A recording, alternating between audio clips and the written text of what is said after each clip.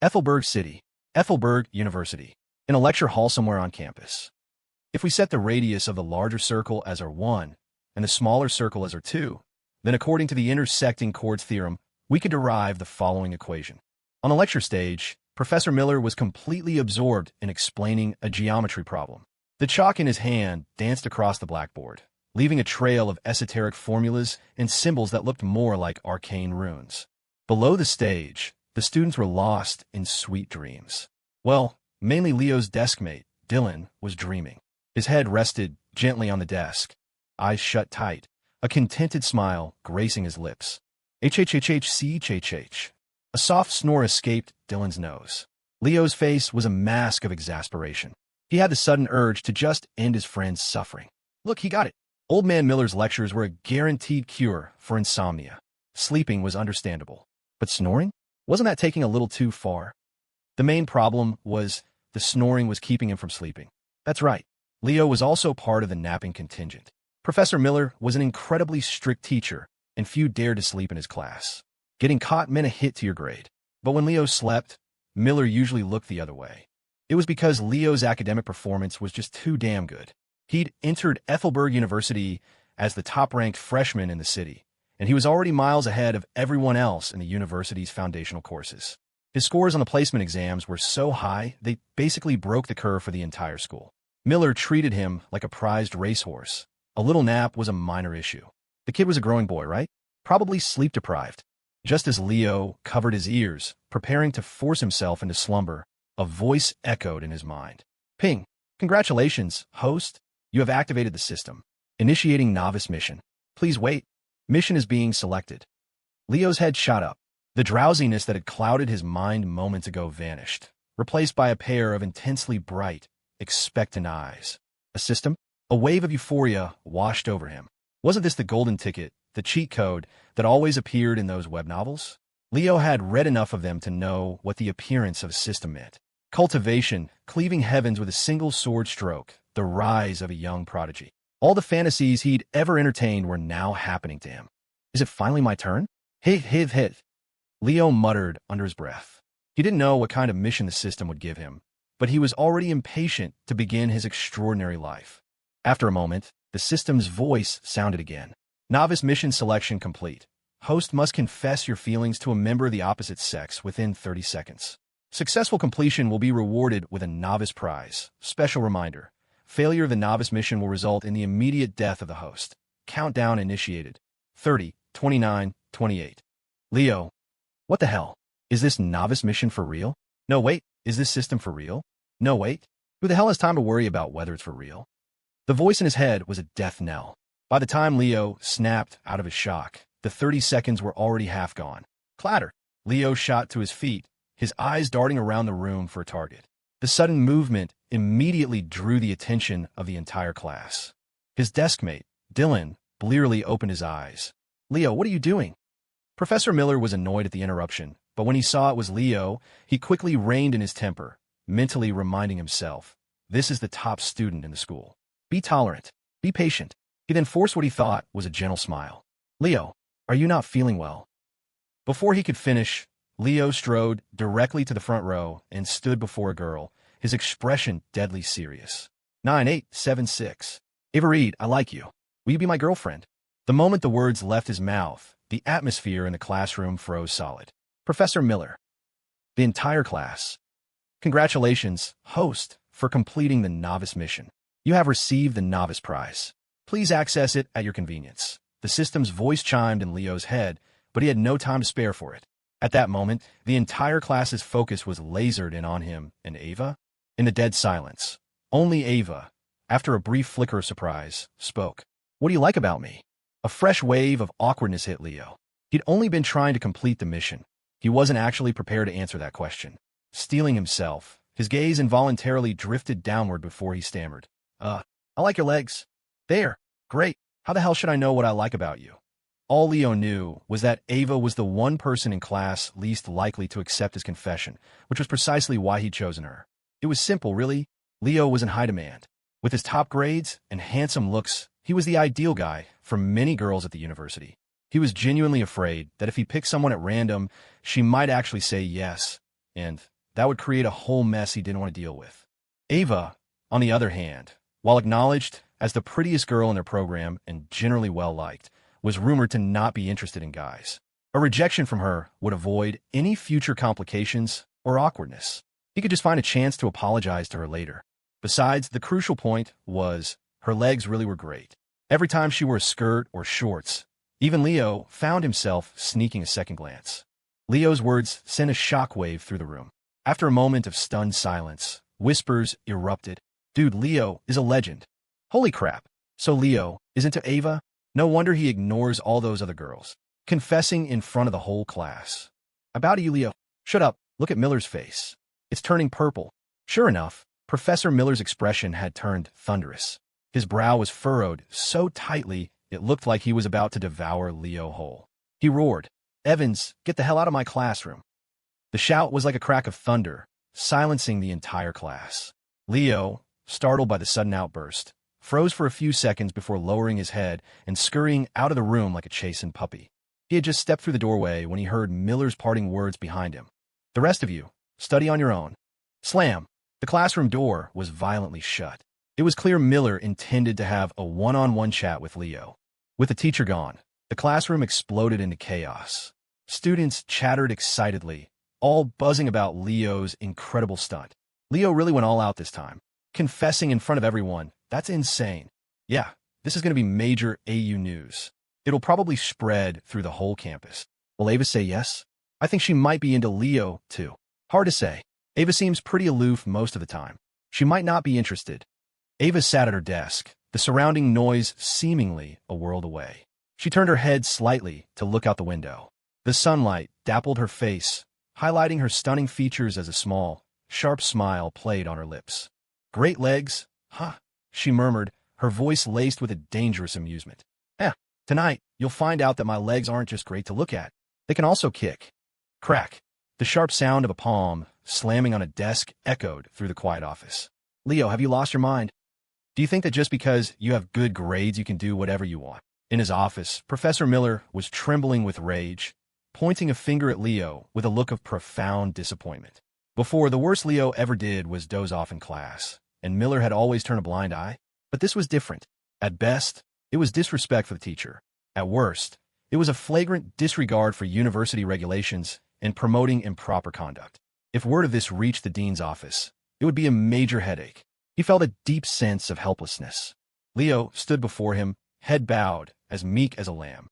"Professor, let me explain. What did you just call me?" "Ahem, Professor Miller." Leo mentally slapped himself. He'd gotten so used to calling him Old Man Miller in his head that it just slipped out. "About this, there's actually a reason." The reason is, Leo's brain spun furiously. He had no idea what kind of excuse could possibly work in this situation. He couldn't exactly tell Miller about the system, could he?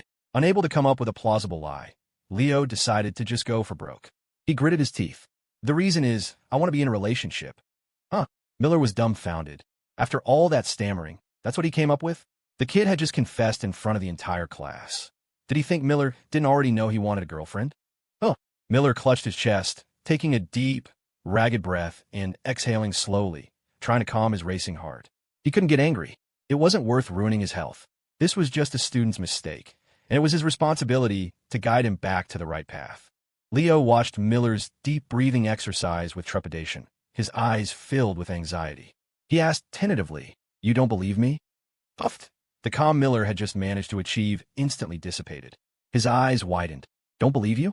I don't dare to believe you." Sigh. "Leo, I understand that boys your age, it's normal to have these adolescent urges. But to confess in front of so many people, do you have any respect for me? For the university's rules?" He paused, then continued, "Besides, you're all freshmen. Your academic performance now is crucial for your future careers." Miller was back to his usual pressure tactics, a speech he often used on new students. "Professor, I don't think my grades are a problem. What about Ava's? She was second in the school on the placement exams," Leo responded calmly. Miller was speechless. He hadn't thought of that. Damn it. Why were both of them such good students? Leo's grades were the result of him studying relentlessly before college, wanting to get ahead so he could relax later. He'd already mastered the entire freshman curriculum. Based on their current academic standing, Both Leo and Ava were on track to win the highest scholarships at the end of the semester. Plus, Leo had a real talent for mathematics. Several professors were already hoping to coach him for competitions. In any case, you will go and apologize properly to Ava Reed, and then you will write me a 3,000-word essay of self-criticism. Furthermore, I will be calling your parents about this matter. Hearing the punishment, Leo nodded slightly in agreement. It was about what he expected. The university wouldn't punish him severely. He was the top-ranked freshman, after all. As long as it wasn't a major ethical violation, the AU administration would likely look the other way. Go on, get out. Miller waved him away. Just looking at Leo was giving him a headache. He needed some time alone to cool down. Leo obediently walked out of the office and went back to the classroom. Pushing the door open, he ignored the stares from his classmates and walked directly to Ava, bowing deeply. I'm sorry, Ava. I was reckless earlier. Please just pretend it never happened. Ava blinked her beautiful, captivating eyes, a slight smile playing on her lips. It's okay, Leo, because tonight you're a dead man anyway. After receiving Ava's forgiveness, Leo breathed a sigh of relief. The trouble from the stupid system's novice mission should be over now. All that was left was the 3,000-word essay. As for Miller calling his parents, Leo wasn't worried in the slightest. Given his mom and dad's fun-loving personalities, they'd probably just ask him if the girl said yes. Just then, Miller followed him into the classroom. It seemed he had managed to compose himself in that short time and was ready to resume teaching. We still have 10 minutes. I'm going to finish this problem. I might run a few minutes over, so I appreciate your patience. A collective groan went through the class at the mention of running over. They tolerated it in high school, but in college? It felt like a cruel joke. As soon as Leo got back to his seat, he saw Dylan flash him a thumbs up. He turned to see his friend's face glowing with admiration. Leo, you're a badass. Confessing to Ava in public. You really know how to pick him. The class Discord is blowing up right now. Leo raised an eyebrow at that, discreetly pulling out his phone under the desk and opening the app. Sure enough, a few students who weren't paying attention were lighting up the chat. Do you know what nickname they've given you? In the chat, they're all calling you Legman. The moment you said her legs were great, the whole server exploded. You're an inspiration to us all. Dylan was still rambling on, but Leo had stopped listening. He pressed a hand to his forehead and let out a soft sigh. His reputation was ruined. Hopefully, the system's reward would offer some consolation. System, activate Novice Prize. Novice Prize activated. Congratulations, host, you have obtained the high-tier skill, Firearms Mastery. In an instant, a flood of knowledge about firearms poured into Leo's mind, making him wince.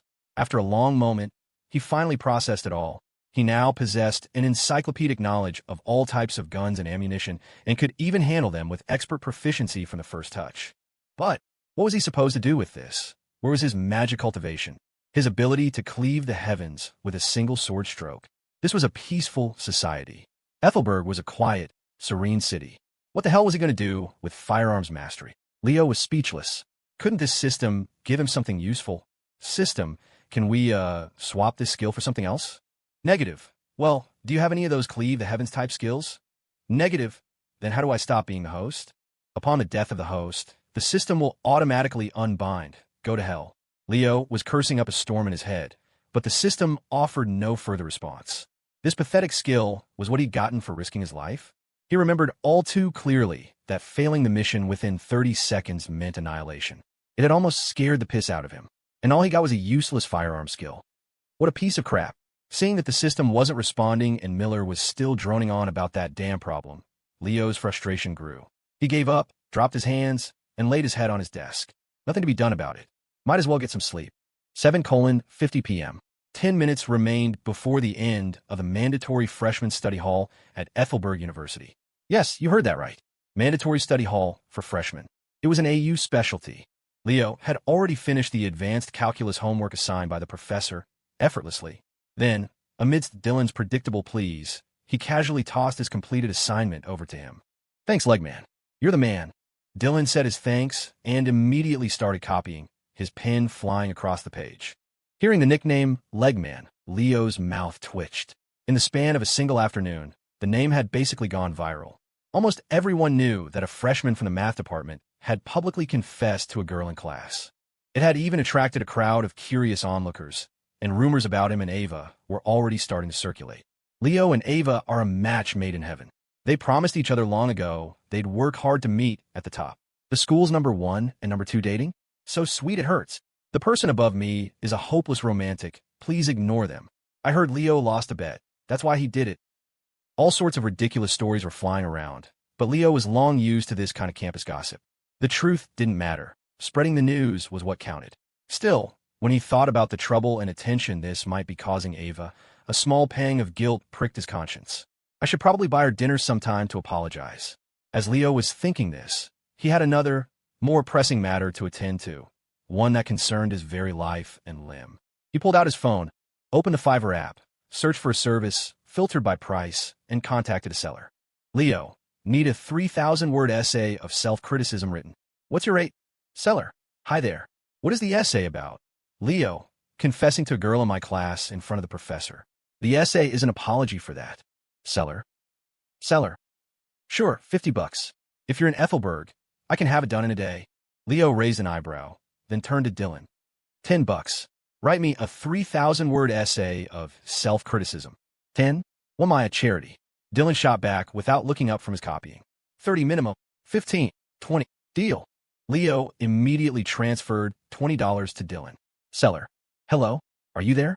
If the price is okay, you can place the order. Leo. Sorry, just checking prices. Getting a feel for the market. My bad. Seller. Seriously, what is wrong with you? Leo closed the app. The time was exactly 8:00 p.m. All right, class is dismissed. You can all head back, the supervising TA announced as the bell for the end of study hall rang. Students began packing their books, ready to leave. Leo quickly stood up, slung his backpack over one shoulder, and was the first one out of the classroom. He didn't live in the dorms, but rented an apartment off campus by himself. His parents were back in his hometown. They weren't wealthy, but they were comfortably middle class, leading a pleasant life. Leo didn't know that as he stepped out the door, Ava was watching his back, grinding her teeth, a flicker of anticipation in her eyes. So tired. Leo yawned as he walked down the street, his steps lazy and sluggish, as if he hadn't woken up properly. His sleep quality in class today had been particularly poor. To be fair, he always looked like he hadn't woken up. It was his default state. He was still wondering why the system had gone completely silent. No matter how he tried to call it, there was no response. It seemed he couldn't initiate contact. He had to wait for it to issue a mission. Of course, it was possible he could communicate with it before, but his string of curses might have changed that. But putting that aside, wasn't the system itself at fault? Honestly, if it weren't for the firearms knowledge still rattling around in his head, Leo would have thought the whole thing was a dream. As Leo was lost in his thoughts, his vision suddenly went black. An unknown object was swiftly pulled over his head. A jolt of panic shot through him, but before he could react, several powerful hands seized him, holding him tight. The hands expertly tied him up, and then he was lifted by an immense force. In that instant, Leo realized he was being kidnapped. MMPH. MMPH. What are you doing? This is the peaceful and harmonious city of Ethelberg. It's a lawful society. Have you people considered the consequences of your actions? It's not too late to stop. I can pretend I never saw you. Smack! A heavy hand slapped him squarely on the ass, and Leo yelped in pain. Damn, this kid talks a lot. Cut the crap. Get him to the young miss now. Outside of Leo's view, two burly men in black suits tossed him into a car, slammed on the gas, and sped off. Leo's heart sank. He was completely restrained, unable to move. It was over. His kidneys were gone for sure. His corneas were probably next. Hey, can we negotiate? Could you maybe just take one kidney? Also, can we use an anesthetic? I'm really afraid of pain. The men in black. Did this kid misunderstand something? He thinks we're going to harvest his organs. This is weird. What normal person tries to negotiate with their kidnappers like this? Forget it. Let the young miss deal with him. We're here. Leo felt the car stop. He was then carried out, and after a series of twists and turns, he had no idea where he was. Thud. Leo was thrown roughly to the ground. He felt a wave of dizziness, and then sensed someone approaching. A faint, pleasant fragrance wafted to his nose. The bag over his head was quickly removed. Leo shook his head, trying to clear his vision. When he opened his eyes, the first thing he saw was a familiar, beautiful face, one that had certainly made an impression on him today. Ava.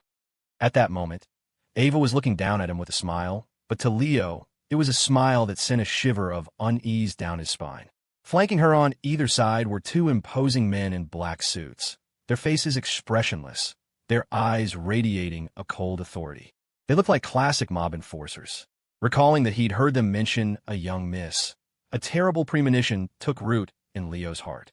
Ava smiled, reached down, and tilted Leo's chin up with her finger. She leaned in close, her breath a warm, fragrant whisper. Leo, you must be wondering why you're here. Ava's voice broke the silence, tinged with a playful edge. Allow me to reintroduce myself. I'm Ava Reed, of the Ethelberg Reed family. Gulp. Leo swallowed hard. Right now, he wanted nothing more than to slap himself across the face. Leo, you idiot, you really know how to pick them, don't you? He'd gone straight for the nuclear option. A mafia family's eldest daughter. Who the hell could have known? If he had known about her background, he would have confessed his love to Dylan before he ever went near her. Well, about that. It's a misunderstanding. It's all a big misunderstanding. Leo forced a smile that was uglier than a grimace. He knew his odds today were not looking good. If he couldn't appease this girl, he might not leave here alive. A misunderstanding? I don't think so. Because of you, my reputation is taking a hit. They're even spreading rumors that we've been childhood sweethearts. Ugh, as if. Ava scoffed, her voice edged with ice. Grinding her teeth, Leo somehow found her expression oddly cute. You were pretty brave this afternoon, weren't you? Ava challenged, leaning her face even closer to his. Leo managed a weak, awkward laugh and tried to explain, well, I might have been a little impulsive this afternoon, but that was because you've got a lot of nerve, don't you? Ava cut him off, pressing on. I was just, and you dared to say you like my legs. Ava's voice suddenly rose, a mischievous glint in her eyes. So, I'm asking you now, are my legs great or not? Do you dare to answer? Ping. Host has triggered a task. Please answer the question from the bottom of your heart, or you will be punished. Ping my ass.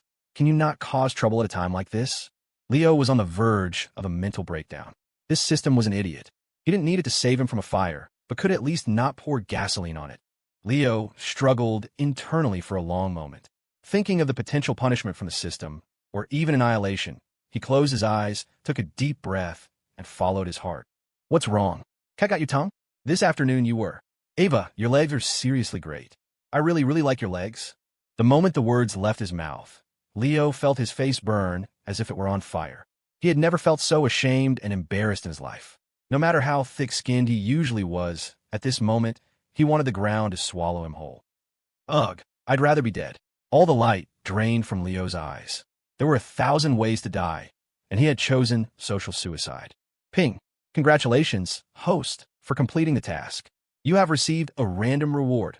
Random reward being generated. Congratulations, host, you have obtained the mid-tier skill, Combat Mastery. Instantly, a massive amount of knowledge on fighting techniques and combat styles flooded Leo's mind. So clear and detailed, it was as if he had practiced them for years. To his surprise, Leo realized he could now easily undo the ropes binding him. Just as he was about to move, he looked up and saw Ava, her face flushed crimson, staring at him with a mix of fury and embarrassment. The two bodyguards beside her were also stunned by his declaration, and one even subtly gave him a thumbs up. Leo? What are you giving me a thumbs up for? Is your crime family really this weird?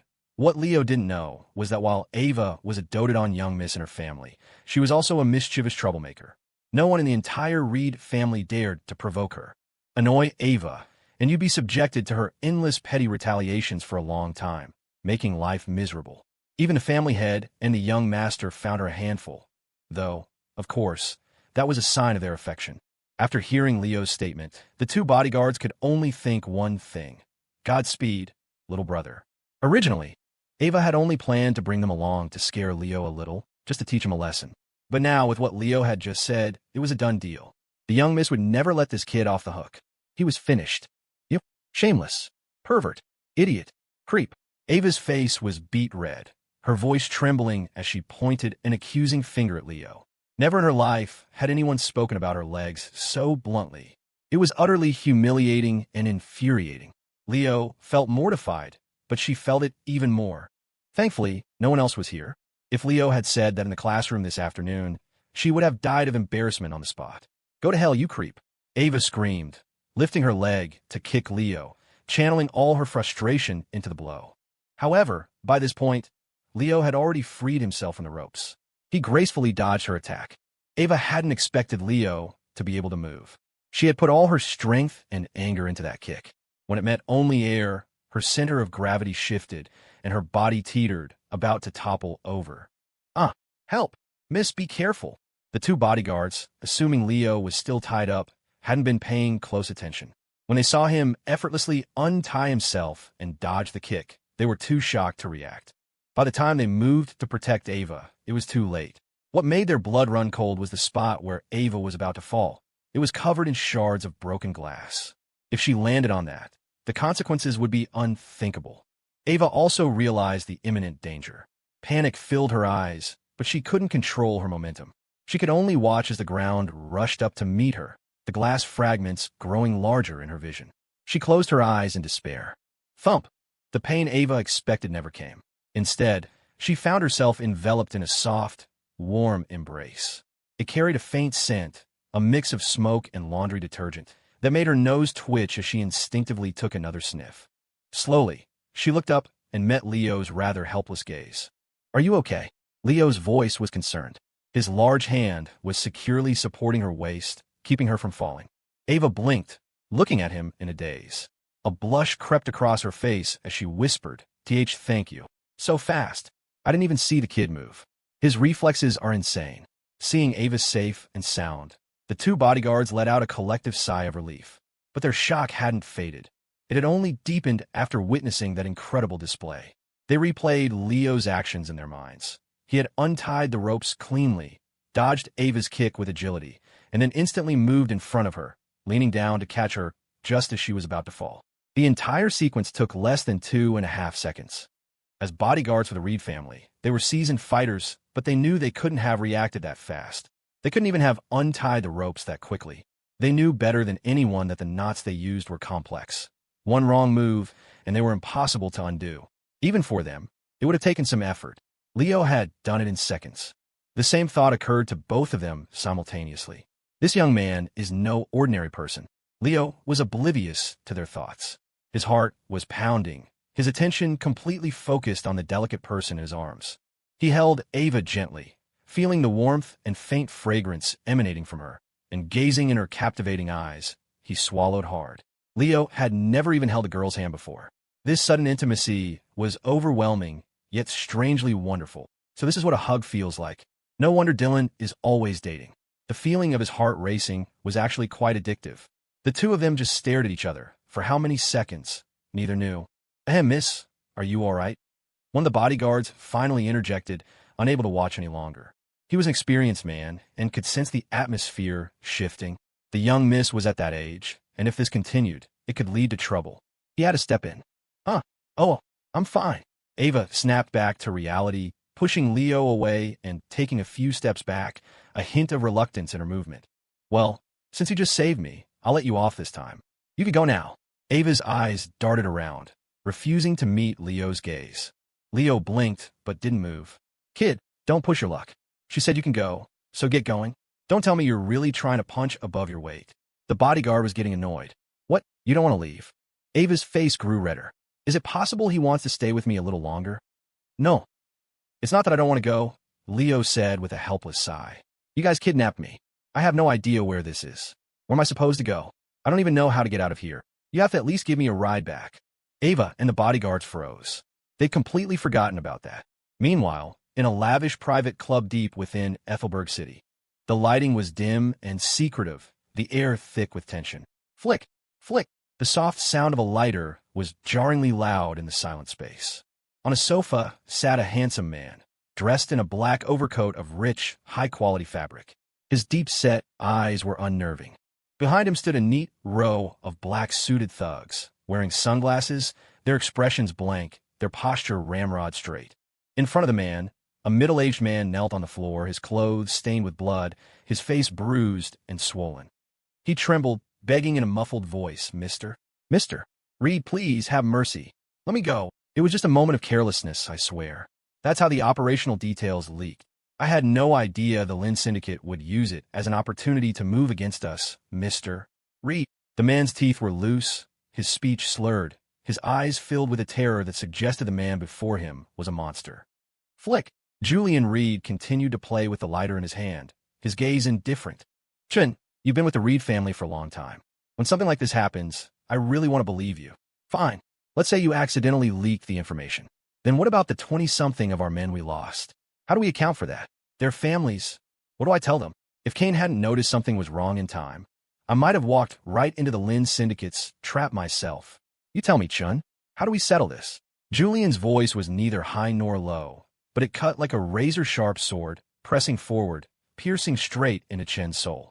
Each word was a hammer blow to his heart, leaving him no room to escape, no way to resist.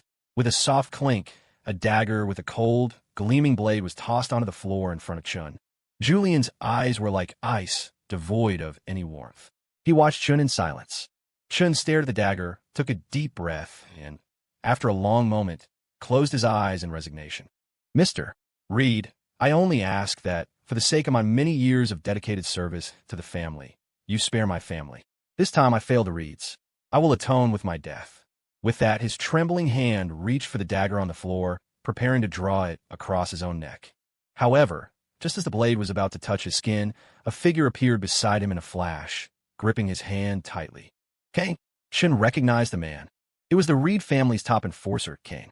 Rumor had it his combat skills were legendary, and he even knew some traditional martial arts, making him an invaluable asset to the family. Kane was a major reason the Reeds had their current influence. But why was he stopping him? That's enough, Chun, Julian said, standing up with a smile. I was just seeing if you had truly betrayed the family. I've looked into the leak. The Lin Syndicate was just that good. Their methods are hard to guard against. But we still had to test you. It seems you're still one of us. And if that's the case, we have no reason to let you die. The Reeds never turn on family. Hearing this, tears welled up in Chen's eyes. This was the Reed family he knew. Among the three major families of Ethelberg, only the Reeds truly lived by their code of loyalty and honor. Once you join the Reeds, you're family. The Reeds will never point a gun at their own. This was the motto from the family's founding, and it remained their cornerstone. As a result, compared to other families, the members of the Reed family were closer and more united. Chun, go get yourself checked out at a clinic later. Sorry, we were a bit rough this time, Julian said, walking over and squatting down to help him up. Tears streamed down Chen's face as he choked out. It's okay, Mr. Reed. I understand. It was my mistake. I caused trouble for the family. In any other family, a leak like this would have resulted in the extermination of the person responsible and their entire family. But with the Reeds, he was allowed to live. After Chen left, Julian turned and swiftly directed the others to clean up the scene. The bloodstains on the floor, the scattered items. Everything was meticulously cleaned until the room was pristine again. Kane quietly walked up to Julian, lit a cigarette of his own, and a light haze of smoke swirled between them. They stood by the window, looking out at the night sky, and began to speak in low voices. What's the plan for the Lin Syndicate? Kane asked. That bastard Marcus Lin screwed me this time. We have to retaliate. But if we go to war with the Lins, won't the Foam Alliance just swoop in and pick up the pieces? Julian's brow furrowed at the thought. Of the three major families in Ethelberg, my Reeds, the Lins, and the Foams were all just on the fringes of real power.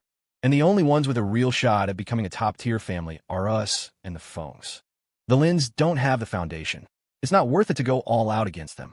Julian tapped his fingers on the windowsill, lost in thought. After a long moment, he finally spoke. All right, in 1 month, the three families will compete for the chance to be promoted. We'll get our revenge then. For now, we lay low. I'll go home and ask the old man what he thinks. In the meantime, you go and clean up our territories. Don't leave a single one of the Lin or Foam rats crawling around. Kane nodded. Sweeps like this were his specialty. Just then, Julian's phone rang, making him scowl.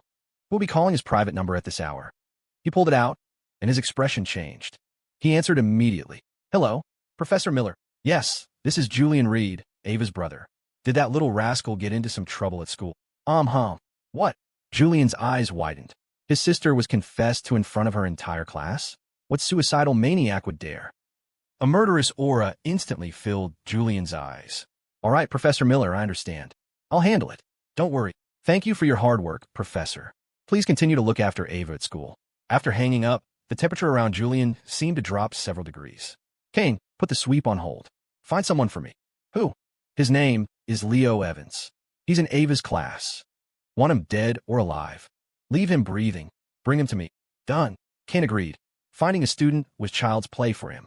I'm not trying to tell you how to do your job, but if you're going to kidnap someone, why did you have to take me to the middle of nowhere? And that bag you put over my head. When was the last time you washed it? It stank. You mafia guys are really sloppy. In the back seat, Leo was rambling on, complaining incessantly. Ava, sitting beside him, had to cover her ears in frustration. In the front, the two bodyguards, who were supposed to be stone-faced professionals, now had dark lines forming on their foreheads. I really want to kill this kid. Forget it, just bear with it. The young miss said not to touch him. Do you think the young miss might actually be into this kid? Shut your damn mouth. Is that something we should be talking about? The bodyguard immediately glanced at the rearview mirror, terrified Ava might have overheard them. Seeing her still pouting and covering her ears, oblivious to their conversation, he breathed a sigh of relief. If Ava had heard that and held a grudge, their lives in the Reed family would become very difficult. Hey, we're not in a hurry, so no need to speed or run red lights. Oh, and can you stop on Central Street? I want to grab an Inferno burrito. It's usually too far out of my way, but since you're giving me a ride. Shut up, Ava screamed. She couldn't take it anymore. How could one person be so annoying? Any good feelings she'd started to have for him were now replaced by sheer exasperation.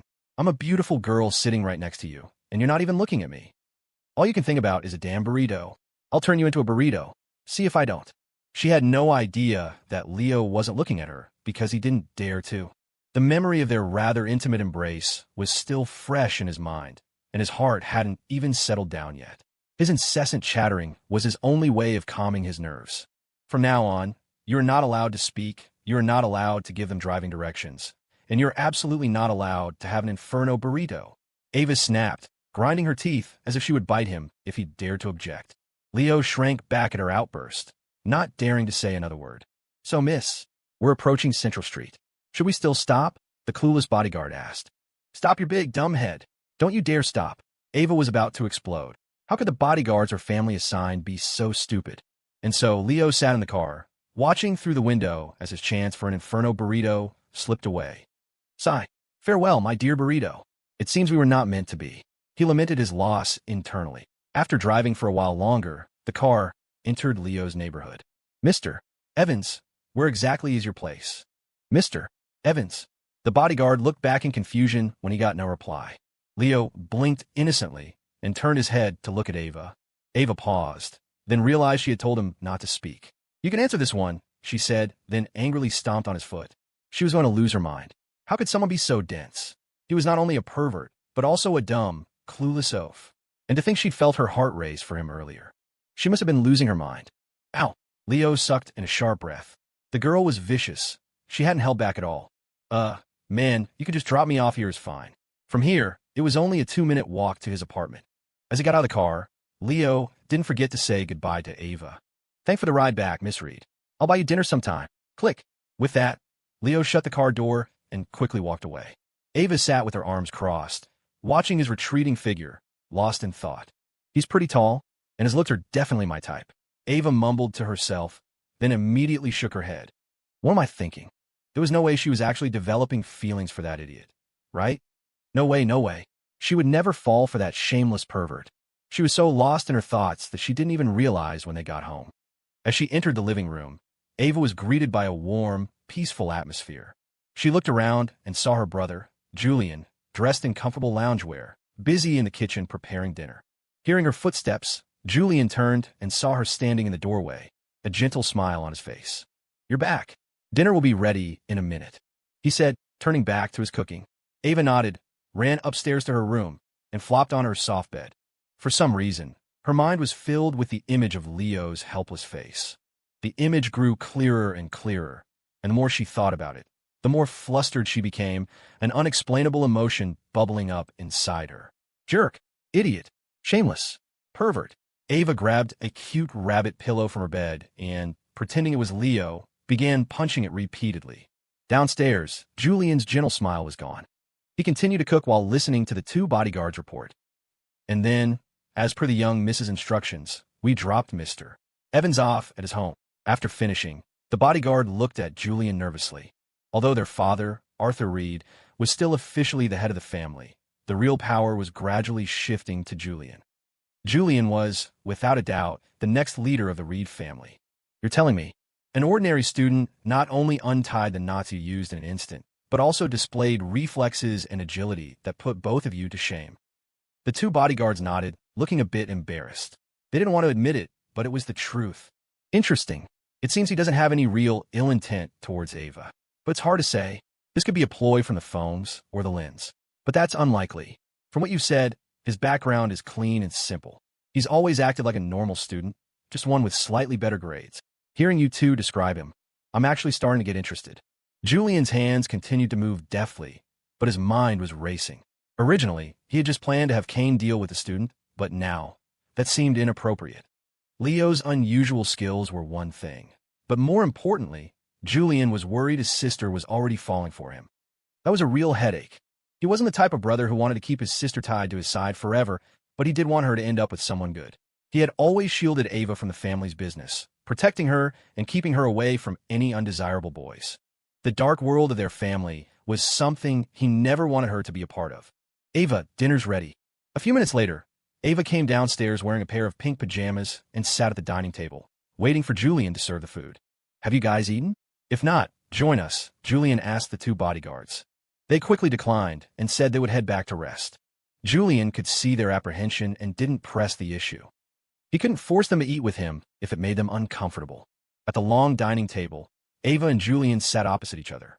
Bro, did you put too much sugar in the chicken soup today? Ava asked after taking a sip.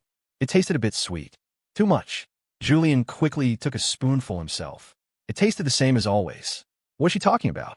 Seeing his little sister was distracted, Julian sighed. Ava, did someone confess to you today? He asked, getting straight to the point as he ate. Oh. Ava nodded vaguely before the question registered. It's fine, bro, I took care of it. I had the bodyguards teach him a good lesson. She raised a small, pink fist and waved it a few times, putting on a fierce expression. Julian saw right through her lie, and his heart sank. You taught him a lesson? What kind of lesson? The kind where you end up in his arms, blushing? If he hadn't heard the bodyguard's report, he might have actually believed her. Julian sighed again. This weekend, bring him home so I can meet him. He was almost certain now that his sister had feelings for the guy. As her older brother, he had to vet him personally.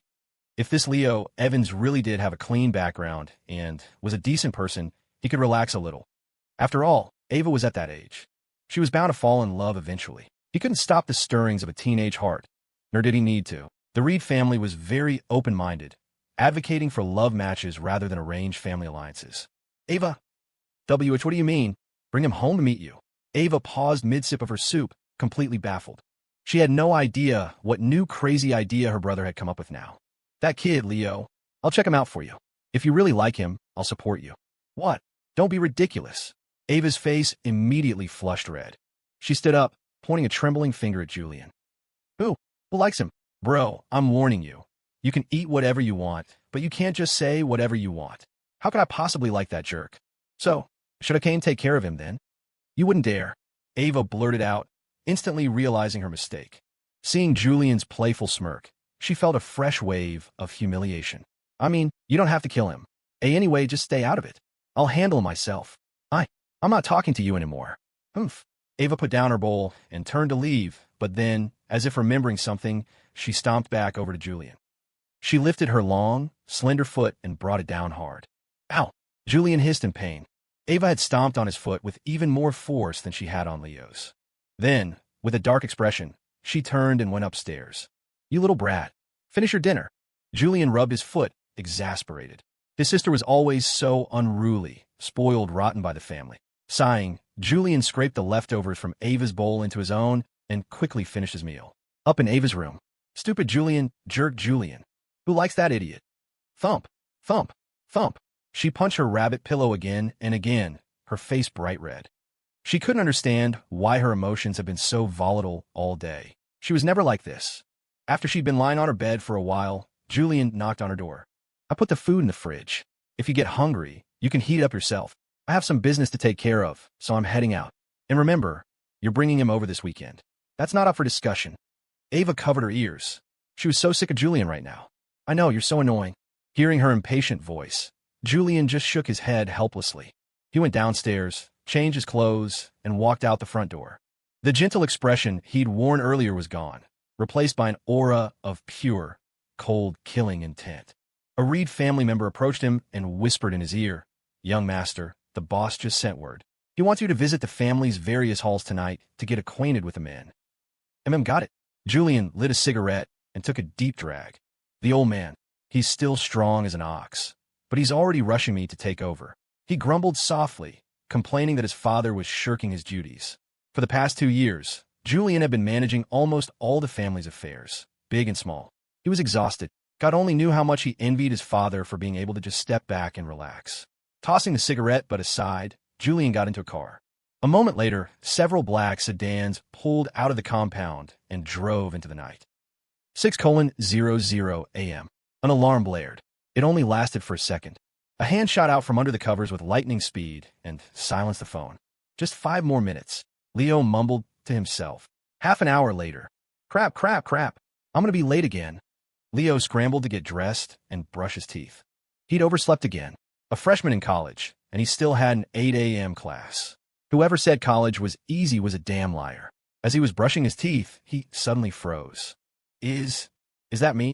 Leo stared blankly at his reflection in the mirror. His face had changed slightly, but not much. The main difference was his physique. It was more defined, more balanced. His whole presence seemed more charismatic. Is this a benefit from the combat mastery skill? It dawned on him. He hadn't just gained fighting skills. His muscles had gotten a little boost too. Wait, no time to admire myself. I'm going to be late. Normally, being late wasn't a big deal for Leo. Old Man Miller would just look the other way. But after pissing him off yesterday, being late today would probably earn him another lecture. Slinging his backpack on, Leo bolted. Thanks to his combat mastery, he was able to run at top speed for a longer distance with minimal effort, reaching the bus stop in the nick of time. Phew! Thank God for combat mastery. Looks like I can sleep in for an extra 10 minutes from now on. Once on the bus, Leo finally relaxed. Based on the time, there was no way he'd be late. He might even get there before Dylan. He dozed off for a bit on the bus, getting off at his stop. Don't ask why he slept on the bus. Anyone who's been a student knows. Hey, 2 pork buns, thanks. After grabbing breakfast, Leo strolled leisurely toward the campus. As he passed an alley, he glanced inside out of habit, and a few figures caught his eye. A group of teenagers with bleached blonde hair, wearing worn-out, graffiti-covered clothes, were surrounding a skinny student. It looked like they were shaking him down for money. TSK, what has the world come to? That such a heartbreaking thing could happen in our peaceful and harmonious Ethelberg. Leo sighed dramatically, shaking his head. He took a big bite of his bun and harshly condemned the thug's behavior. Then, pretending he hadn't seen anything, he continued on his way. Never get involved in other people's business. That was Leo's life motto. Ping. Host has triggered a task. Please rescue the student and teach the bullies a severe lesson.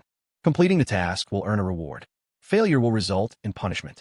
Leo froze, then slowly backed up. With a look of grim determination, he walked into the alley, standing up for the weak. That was also Leo's life motto. Hurry up. Stop dragging your feet. This whining is really pissing me off. The leader of the group, a teen with bleached blonde hair, had a sneer plastered on his face. He cocked his head, gripping the nerdy-looking student by the collar, his eyes filled with malice. Why is it so hard to pay a little protection money? You were quick enough to pay the other day. What, try and skip out today? The blonde's voice dripped with contempt. I really don't have any more money, the student with glasses stammered, his voice barely a whisper. Fear was written all over his face. I've already given you all my living expenses for the month. The blonde laughed dismissively. That's your problem. I just want the cash. With that, he let go of the collar and took a step back. His cronies understood the signal and immediately closed in, ready to teach the kid a lesson. The student with glasses saw their fists coming and squeezed his eyes shut in despair. Hey, sorry to interrupt. A lazy, exasperated voice cut through the tension, making the group pause. The blonde scowled and turned toward the voice. He saw a pretty boy type with a handsome face, nonchalantly eating a bun as he walked toward them. Leo, still chewing, said, If you guys hit him, it's going to be a big hassle for me. If they landed a single punch, the system might decide he had failed the mission, and that would be the end of him. Kid, you trying to be a hero? The blonde grinned, a cruel smile spreading across his face. I love righteous do-gooders like you. They're the most fun to break. Leo just nodded, completely unfazed. He finished the last bite of his bun and looked around, but couldn't find a trash can. After a moment's thought, he just tossed the plastic bag on the ground. His sense of civic duty only extended as far as his line of sight. Let's just get this over with. I'm going to be late for class. With that, he shot a middle finger at the blonde. That gesture was the final straw. The blonde was going to murder this pretty boy. Get him! Instantly, the thugs swarmed him, rushing at Leo with a flurry of fists and feet. But in Leo's eyes, their movements were like slow-motion footage. Every opening was glaringly obvious, every attack clumsy and weak. So sloppy, Leo scoffed, his voice laced with disdain. With his combat mastery skill, dealing with these street brawlers and their crude techniques was child's play. Leo quickly adopted a standard boxing stance, his body swaying left and right, agile and fluid. His punches were sharp and precise, each one landing on a pressure point. Crap, my back. Dude, not the face. In no time at all, the thugs were all on the ground, groaning in pain, unable to get back up. Amidst the chorus of moans, Leo slowly walked toward the blonde. You stay away from me. Seeing his crew taken down, the blonde knew he had messed with the wrong guy. He pulled a small switchblade from his pocket and pointed it at Leo. I'd advise you to put that away. Shaking someone down for money might get you a few days in juvie and a stern lecture. Pulling a knife? That's a whole different ballgame. Leo was unconcerned. He walked over to the student with glasses, helped him up, and then pointed at the blonde. How much protection money did they take from you? 100. The student whispered, still terrified. What, 700? Leo exclaimed in exaggerated shock, a yell that even confused the student. And no, sir, really, I only gave him 100. Do you people have no shame? Leo cut him off, turning to glare angrily at the blonde. He's just a student, and you took $700 from him. Do you thugs have no sense of decency? The blonde blinked, 1,000 question marks popping up over his head. 700? When the hell did I take 700 from him? Does he think a broke-ass student like that even is 700 for me to take? Then it dawned on him. Leo was using this as an excuse to rob him. The blonde looked at Leo's face, and a herd of alpacas stampeded through his mind. Damn, this pretty boy looks harmless, but he's a straight-up shark. The blonde took a deep breath, staring daggers at Leo. I don't have 700. The most I can give you is 200. Wham! Leo instantly delivered a flying kick, sending the blonde to the ground and the knife skittering away. What do you mean? Give me 200. That's the $700 you stole from him. The way you say it makes it sound like I'm robbing you. The blonde clutched his side where he'd been kicked, almost coughing up blood. You are robbing me, you son of a bitch. Dude, you better think this through. We're with the Ethelberg Lynn Syndicate. The blonde had no choice but to play his only card. He was just a low-level grunt for the Lynns, but right now, he had to use their name to try and scare Leo off. To his surprise, Leo showed no reaction to the name. He just tilted his head and took another step closer. The Lynns? Never heard of them. Wait. Bro, I'll give it to you. I'll give you the 700. The blonde immediately surrendered. He knew when he was beaten. Leo's brow furrowed. What do you mean, give? You mean return. The blonde nodded frantically like a bobblehead. Right, return. I'll return the money. He quickly pulled out his phone and transferred $700 to Leo. Under Leo's menacing glare, he and his crew scrambled away. Here, Leo said to the student, I'm sending you 200. Go get yourself checked out. And no, sir, really, I only gave him 100. Just take it. Think of the extra as compensation for your medical bills. Don't argue. Leo couldn't be bothered to debate it. After transferring the money, he walked out of the alley alone. The student with glasses watched him go, his eyes filled with gratitude, and bowed deeply. Ping. Congratulations, host, for completing the task. You have received a random reward. Random reward being generated. Congratulations, host, you have obtained a low-tier skill. Animal affinity. Animal affinity? What kind of skill is that? Leo asked in his mind as he walked. Simply put, animals will be drawn to you. That's it. Damn it. It really was a low-tier skill. Completely useless compared to combat mastery. However, the fight did teach Leo something. Combat mastery wasn't a cure-all. He knew the techniques, but his current physical condition wasn't good enough to execute them perfectly. Just that short scuffle had left him a little out of breath. My stamina and strength can't keep up. Leo frowned slightly. This was a significant problem. He wondered if the system had any skills that could help with that. Unsurprisingly, Leo was late. Go stand in the back. To make matters worse, the first class was Old Man Miller's advanced calculus. Leo rubbed his nose and sheepishly went to stand at the back of the classroom. As he walked, his eyes met Ava's in the front row. They both immediately looked away. Book in hand, standing in the last row, Leo felt drowsiness creeping up on him again. He found a comfortable position, used his book to shield his face, and gently closed his eyes. The old Leo could never have pulled off the legendary technique of sleeping while standing, but now he had the ability. All praise to combat mastery. Professor Miller, of course, had no idea Leo could fall asleep on his feet, and so he continued his lecture. By the time class ended, No one had noticed that Leo had been asleep the whole time. "Leo, come to my office." Leo was startled awake. He sighed. Why was he getting called in for one-on-one meetings every day? He went back to his seat and held out his hand to Dylan, who understood immediately and handed him the already written essay. Leo skimmed it. It was decent enough and didn't throw him under the bus.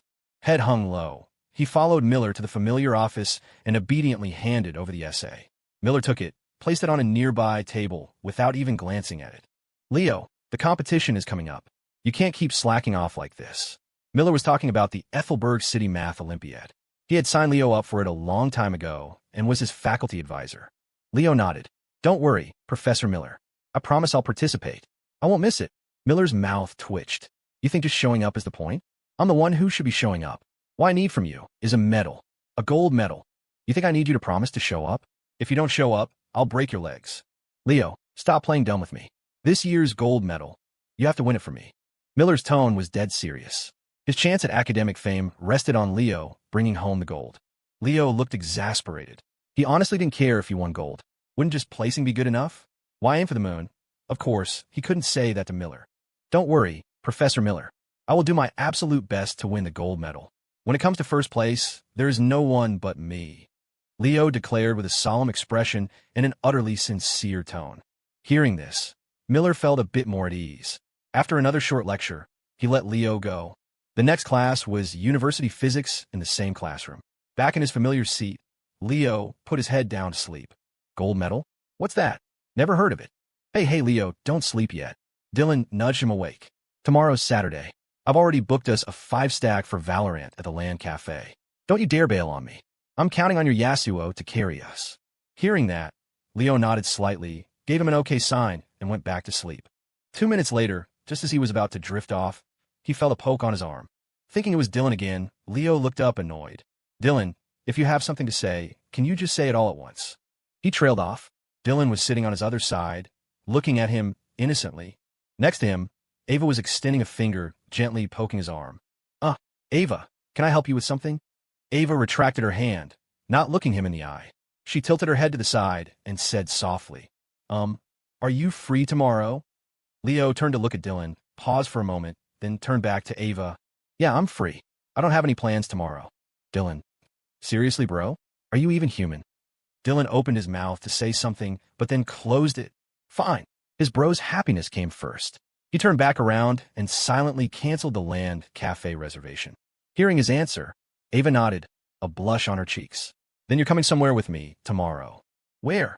"You're coming to my house." Leo hadn't even spoken, but Dylan, who was taking a sip of water, sprayed it all over the floor. He then whipped his head around, staring at Leo in utter shock. "Bro, aren't you guys moving a little too fast? You confessed yesterday, and you're meeting the parents tomorrow?" He discreetly gave Leo a thumbs up. Thankfully, it was between classes and most of the other students were out. Otherwise, this news would have been another bombshell. Leo saw Dylan's thumbs up and his mouth twitched. "Bro, you only see that she wants me to go to her house. You have no idea what her family is like. It's a mafia family, bro." Leo was instantly filled with regret. Actually, I just remembered. I think Dylan and I have plans for tomorrow. Right, Dylan?" "Bro, save me." Hearing this, Ava's beautiful eyes turned to Dylan, a questioning look in them. Dylan immediately shook his head. "Nah, Leo. I've got my own thing tomorrow. We can hang out some other time." "Dylan, you son of a bitch." Leo wanted to strangle him. "Good. Then wait for my text tomorrow. I'll come pick you up." Ava smiled at Leo, then returned to her seat. She didn't want to bring Leo home either, but her brother had sent her a message today, his tone very stern, demanding that she bring Leo to him tomorrow. It wasn't that Ava was afraid of her brother. She was just afraid that if she defied him, she would hurt his feelings. That was it. She was definitely not afraid of her brother. "Dylan, I'm going to kill you." "Why? I'm helping you out, man. This is a golden opportunity." "Opportunity my ass. Do you know this could get me killed?" "Don't be so dramatic. You're just meeting her family. Ava is a great girl, and you two are perfect for each other." Leo buried his head in his arms, his heart filled with despair. Being friends with an idiot like Dylan was the greatest misfortune of his life. Fine. Tomorrow, he'd just find an excuse to ditch Ava. A mafia family? There was no way he was going. Even with combat mastery, going up against a huge family organization was just suicide. Yeah, that's it. Tomorrow, I'll just tell Ava something came up. I'll dodge this. Leo was already brainstorming excuses. Ping. Host has triggered a task. The host must honor the agreement with Ava Reed. Be a man of your word. Completing the task will earn a reward. Failure will result in punishment. Leo. He was so tired. Just end it all. Whoever wanted this garbage system could have it. Leo was starting to suspect that this system existed for the sole purpose of getting its host killed. After a grueling afternoon, finishing his last class of the week, it was Friday, so AU mercifully canceled the evening study hall. Leo was, as usual, the first one out of the classroom, even though he sat in the back. Leo, wait up. Leo heard his name, turned, and saw Ava hurrying toward him. If you dare ditch me tomorrow, you're dead, she threatened menacingly as they walked side by side. Many people cast curious glances their way. The rumors from yesterday's confession were still spreading like wildfire. Now, seeing the two main characters of the rumors walking together on campus, a new wave of discussion immediately erupted. Leo, of course, noticed this and sighed helplessly. Relax, Miss Reed. Ditching you would be suicide. Good, as long as you know. Ava lifted her chin triumphantly, and Leo couldn't help but find it amusing. He really didn't understand why people used to say Ava was cold and aloof. She was clearly just a classic Sundara princess. Why do I have to go to your house, anyway? I don't really know. My brother just wants to meet you. Your brother? Does he like Inferno burritos? Why would you ask that? It's my first time visiting. It wouldn't be right to show up empty-handed. If he likes Inferno burritos, I could bring him one tomorrow. Don't you dare. Ava had no idea how Leo's mind worked. Who brings a burrito as a gift when meeting someone for the first time? Fine, then I won't buy one for him. You're not allowed to have one either. Huh. Leo turned to look at Ava, confused. He couldn't even have a burrito for himself. Was she going to police that too? Ava was about to lose it. Ever since yesterday, the mere mention of an Inferno burrito annoyed her. I'm a beautiful girl, and in your eyes, I'm less important than a damn burrito? Oomph. Before they knew it, they had reached the campus exit. A black sedan was parked by the road, a man in a suit standing beside it. Young Miss. Mr. Evans. Leo recognized him as one of the bodyguards from yesterday. Hey, since you're here, how about you give me a ride? Ava, who was about to get into the car, paused. My house is in the completely opposite direction from yours. How is that on the way? School let out early today. I was going to go to Central Street to get an Inferno burrito. Ava took a deep breath, walked slowly over to Leo, tilted her head up, and gave him a saccharine smile. Then, she lifted her foot and stomped down hard. Ow! Leo sucked in a sharp breath, a giant question mark appearing over his head. Why did this girl love stomping on people so much? And what right did she have to stomp on him? If she wasn't going to give him a ride, fine, but why stomp on him? Slam. Drive. Home. Yes, miss. Ava got in the car in a huff, slamming the door shut before Leo could say anything else. Inferno burrito. Inferno burrito. All you think about is that stupid burrito. The bodyguard in the front seat kept his head down, not daring to speak. Ever since Leo had appeared, Ava's temper had gotten worse by the day. However, this did serve as a good distraction for her. Before, whenever Ava was bored, she would find ways to mess with the Reed family members, making many of them miserable. Now it was different. All of Ava's attention, all her frustration, all her dissatisfaction, had a new target. Leo. This had, in a way, liberated many in the Reed family from the clutches of the little devil. The car sped off. Leo clutched his foot, watching the sedan disappear into the distance. Only when it had turned a corner and was out of sight did he flip a middle finger in its direction. Without a ride, Leo had no choice but to walk. It wasn't far, only about a 10-minute trip. As he walked, his phone rang. He pulled it out and looked at the caller ID. It was his dad. Leo answered as he walked. Son, you out of class? What's up? You're something else, kid. Your professor called me yesterday, and I couldn't believe it. Confessing in front of the whole class? You got my spirit. Leo pressed a hand to his forehead, completely exasperated. Old man Miller actually called his parents? So what happened? Did the girl say yes? Dad, it was a misunderstanding. Misunderstanding or not, did she say yes? I don't think so. Leo thought back. Ava hadn't really given a clear answer, had she? But it was probably a no, right? What do you mean, you don't think so? It's either a yes or a no. Why are you so indecisive, son? Dad, is there anything else? No, that's it. You're no fun. I was hoping to get some good gossip from you. You don't have any of my charm. I'm hanging up. Beep, beep, beep. Leo took a deep breath. He considered himself to be pretty unique among his peers, but it seemed the student could not surpass the master. Well, nothing to be done about it now. Time to eat. Hey, one Inferno burrito loaded. You got it. Leo scrolled through his phone, expressionless, waiting for his food. I'll have one too. Same as his. Coming right up. Just a minute. Just then, a man appeared next to Leo and ordered the same thing. Leo glanced at him, but paid him no mind. The next second, the man moved closer, and a hard, angular object pressed into Leo's back from under his coat. He spoke in a low voice. Don't move. That's a gun against your back. If you move, it might go off. Leo's brow furrowed. He took a deep breath, forcing himself to calm down. With his firearms mastery, he could feel that the man wasn't lying. It was a real gun. Who are you? The Reeds? Or the Lynns? You figured it out? The name's Kane. I'm with the Reeds. But I'm curious, why would you guess the Lynns? I had a run-in with some of their guys this morning. That would explain it. The two of them conversed as if nothing was wrong. The burrito truck owner didn't notice a thing, continuing to make both their orders. This is a public place. You wouldn't dare shoot. You could try me. Leo immediately shut up. He wasn't about to test that. Here you go, gentlemen. Your burritos. Give them both to him. He's paying, Kane said to the owner with a smile, gesturing for him to give both burritos to Leo. Damn it. Leo paid for both, cursing inwardly. Your crime family is so broke you can't even afford a burrito? Kane, was it? I'm putting this on your tab. Take a right at the next corner. There's a bar. We're going to the second floor. Kane's voice was a low rasp, his breath hot against Leo's neck. I know you can handle yourself, but I hope you believe that I can, too. The muzzle of the gun pressed harder into the small of Leo's back. And yes, it's loaded. There's a round in the chamber. You don't need to doubt that. Leo clutched the two warm Inferno burritos, his knuckles white, as Kane steered him down the sidewalk. Their pace was unnaturally slow, a tense shuffle that drew strange looks from passers-by. Right here. This is it. Go in. Leo followed Kane's direction, glancing up at the neon sign. The Midnight Oil. He pushed open the heavy wooden door. A bartender looked up from polishing glass. Sorry, sir. We're not open for another, Mr. Kane. The bartender, clearly one of the Reed's men, recognized Kane instantly. It's fine. Go back to what you were doing. I'm just taking him upstairs. Yes, sir. With the gun still nudging him forward, Leo ascended the narrow staircase. Second door on the left. In you go. Leo did as he was told, opening the door to a sparse room containing a single table and two worn leather couches. Sit. Kane gave him a slight shove.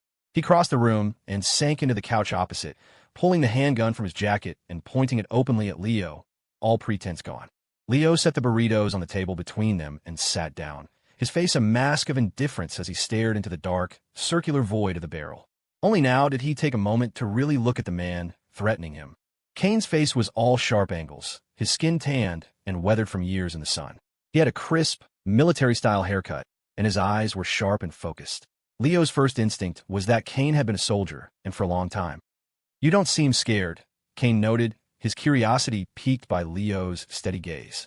A normal person in this situation would be a trembling, piss-stained wreck, especially a college student.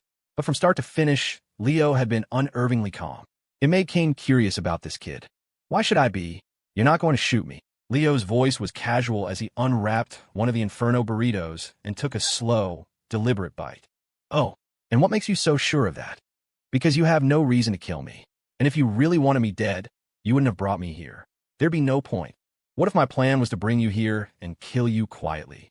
Then I'd have to say you're an idiot, Leo said, his words blunt. His patience with Kane was wearing thin. Hearing Leo's insult, Kane didn't get angry. He chuckled. Why's that?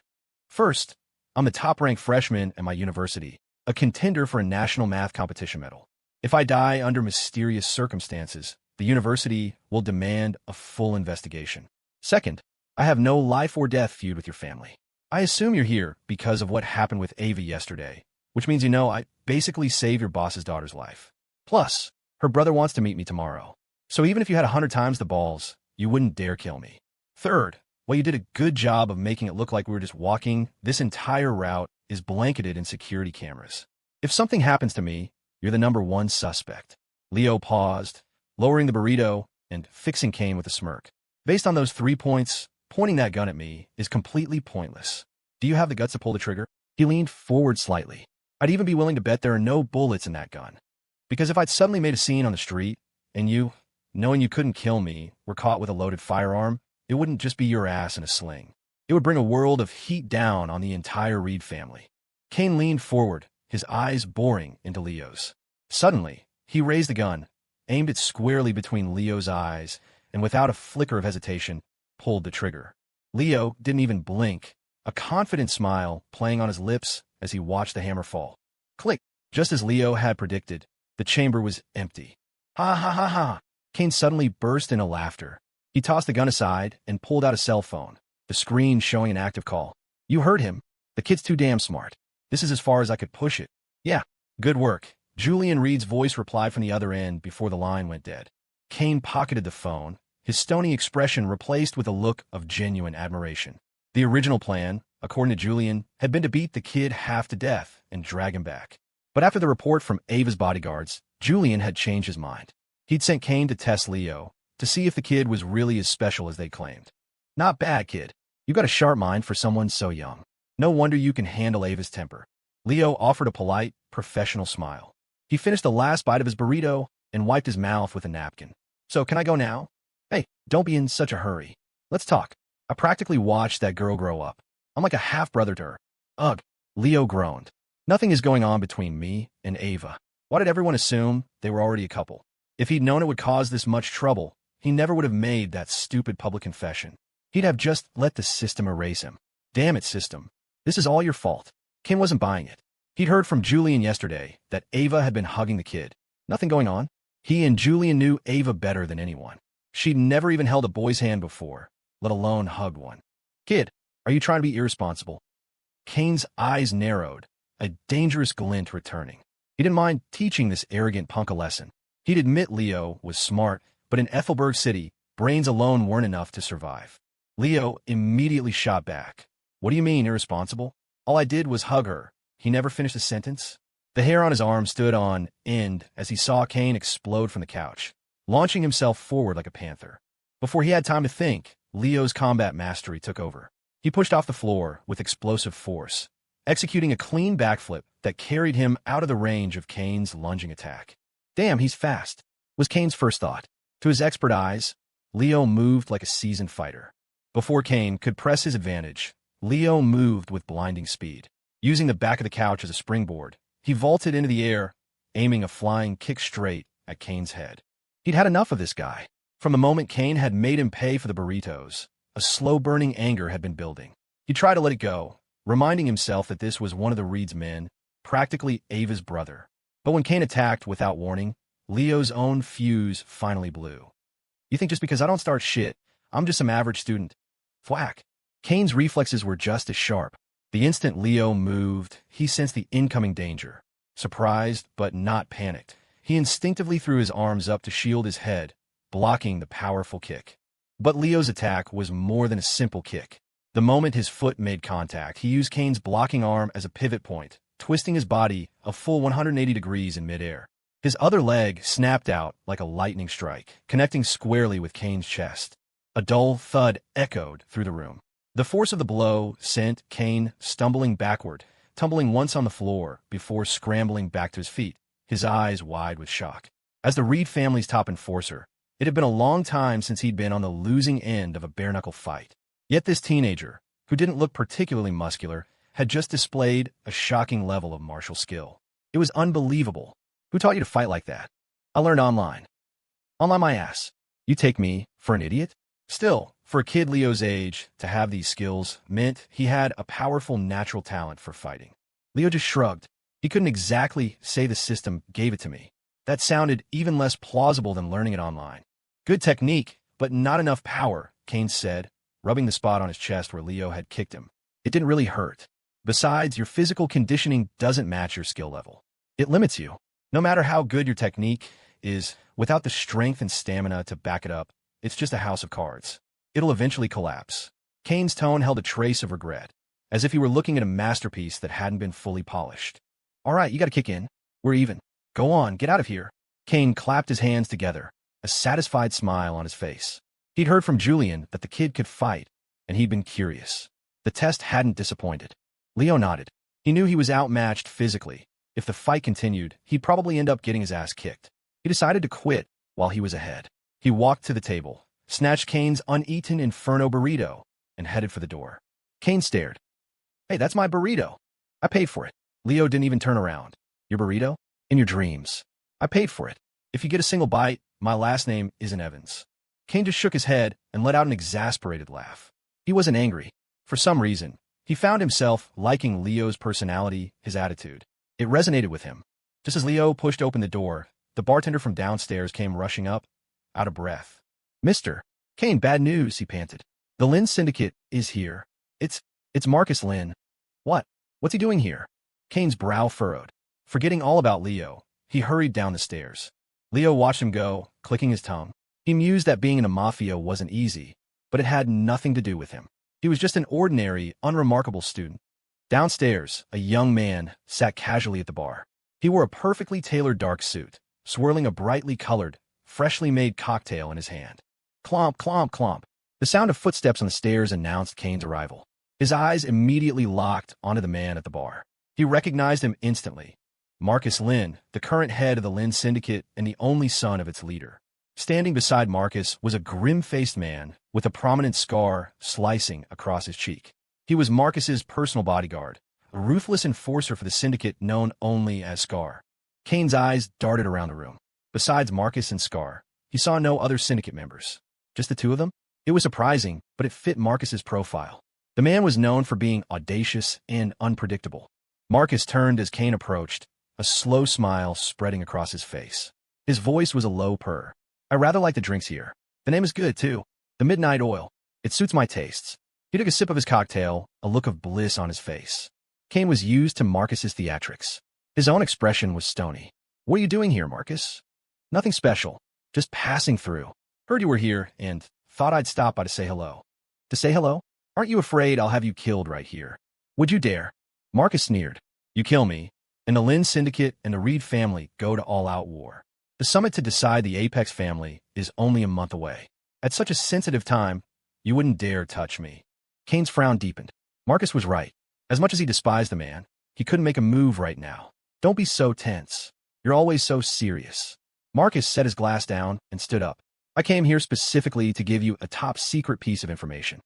I don't trust any information that comes from you, not even if it's about the gray zone." The gray zone. At those words, Kane's pupils contracted. In this country, every major city had its crime families, but there were also special territories that existed outside the normal structure. They operated between the underworld and the legitimate world, with deep ties to both. Most importantly, they were powerful. Nearly every family from the gray zone was as strong as an Apex family in any given city. Marcus was pleased with Kane's reaction. "That's right," he continued. "Tomorrow night, the Phone Alliance is meeting with an Apex family from the gray zone. The meeting is at the Phoenix Pavilion." Kane's face was grim. He knew Marcus. News of this magnitude was unlikely to be false. The Phone Alliance was the Reed family's main rival. Their resources and power were nearly identical. If the Phone Alliance secured the backing of the gray zone, the Reeds would be in serious trouble. "And you just telling me this? News this important?" "That's right. I'm just a kind-hearted person. Can't help it." Marcus smiled, acting as if he were genuinely concerned for the Reed family's well-being. Kane obviously didn't believe a word of it, but regardless of Marcus's motives, he had to report this to Julian immediately. Clomp, clomp, clomp. Another set of footsteps echoed from the stairwell, drawing everyone's attention. Marcus looked over, curious. Someone else was upstairs with Kane? Kane's heart sank. Shit, I forgot Leo was still here. Exposing Leo to Marcus Lynn, dragging him into the middle of a family dispute, was the last thing he wanted. A guy like Marcus, the moment he saw Leo, would have him investigated. If he found out about the connection between Leo and Ava, he would use it to attack the Reed family without a second thought. He was about to signal Leo to go back upstairs, but it was too late. Leo's voice preceded him. "I'm telling you, the bathroom in this bar is impossible to find," he grumbled. "It's designed like a damn maze. Took me forever. Also, the faucet on the sink is broken. You guys should get someone to fix that." Leo reached the bottom of the stairs and finally noticed the charged atmosphere, his voice trailing off. In an instant, every eye in the room was on him. Kane slapped a hand to his forehead, a look of pure despair on his face. Scar glanced at him once, then looked away, utterly indifferent. Marcus, however, sized Leo up, his eyes filled with a predatory curiosity, as if he'd just discovered a new species of prey. An AU jacket? A student? He mused aloud, his gaze never leaving Leo. "Showing up here at this hour. Are you with the Reeds? I haven't heard of any new blood in the Reed family. The old man's illegitimate son, perhaps?" Marcus fired off a volley of questions, his eyes still locked on Leo, who was beginning to realize he had walked into something serious. He shot an accusing glare at Kane. I even stalled upstairs to give you time, and you still haven't gotten rid of this guy. Hey, just passing through. Don't mind me. Leo plastered a timid smile on his face, bobbing his head as he tried to sidle past and out the door. As he walked by Marcus, Marcus didn't move. He just said one word, his voice soft. Scar. Click-clack. Don't move. The sound of a round being chambered echoed in the quiet bar. A black muzzle appeared in Leo's line of sight. This wasn't Kane's empty toy from upstairs. This one was real. Marcus, what the hell do you think you're doing? Kane roared, a jolt of fear running through him. He'd been terrified Scar would just open fire without a word.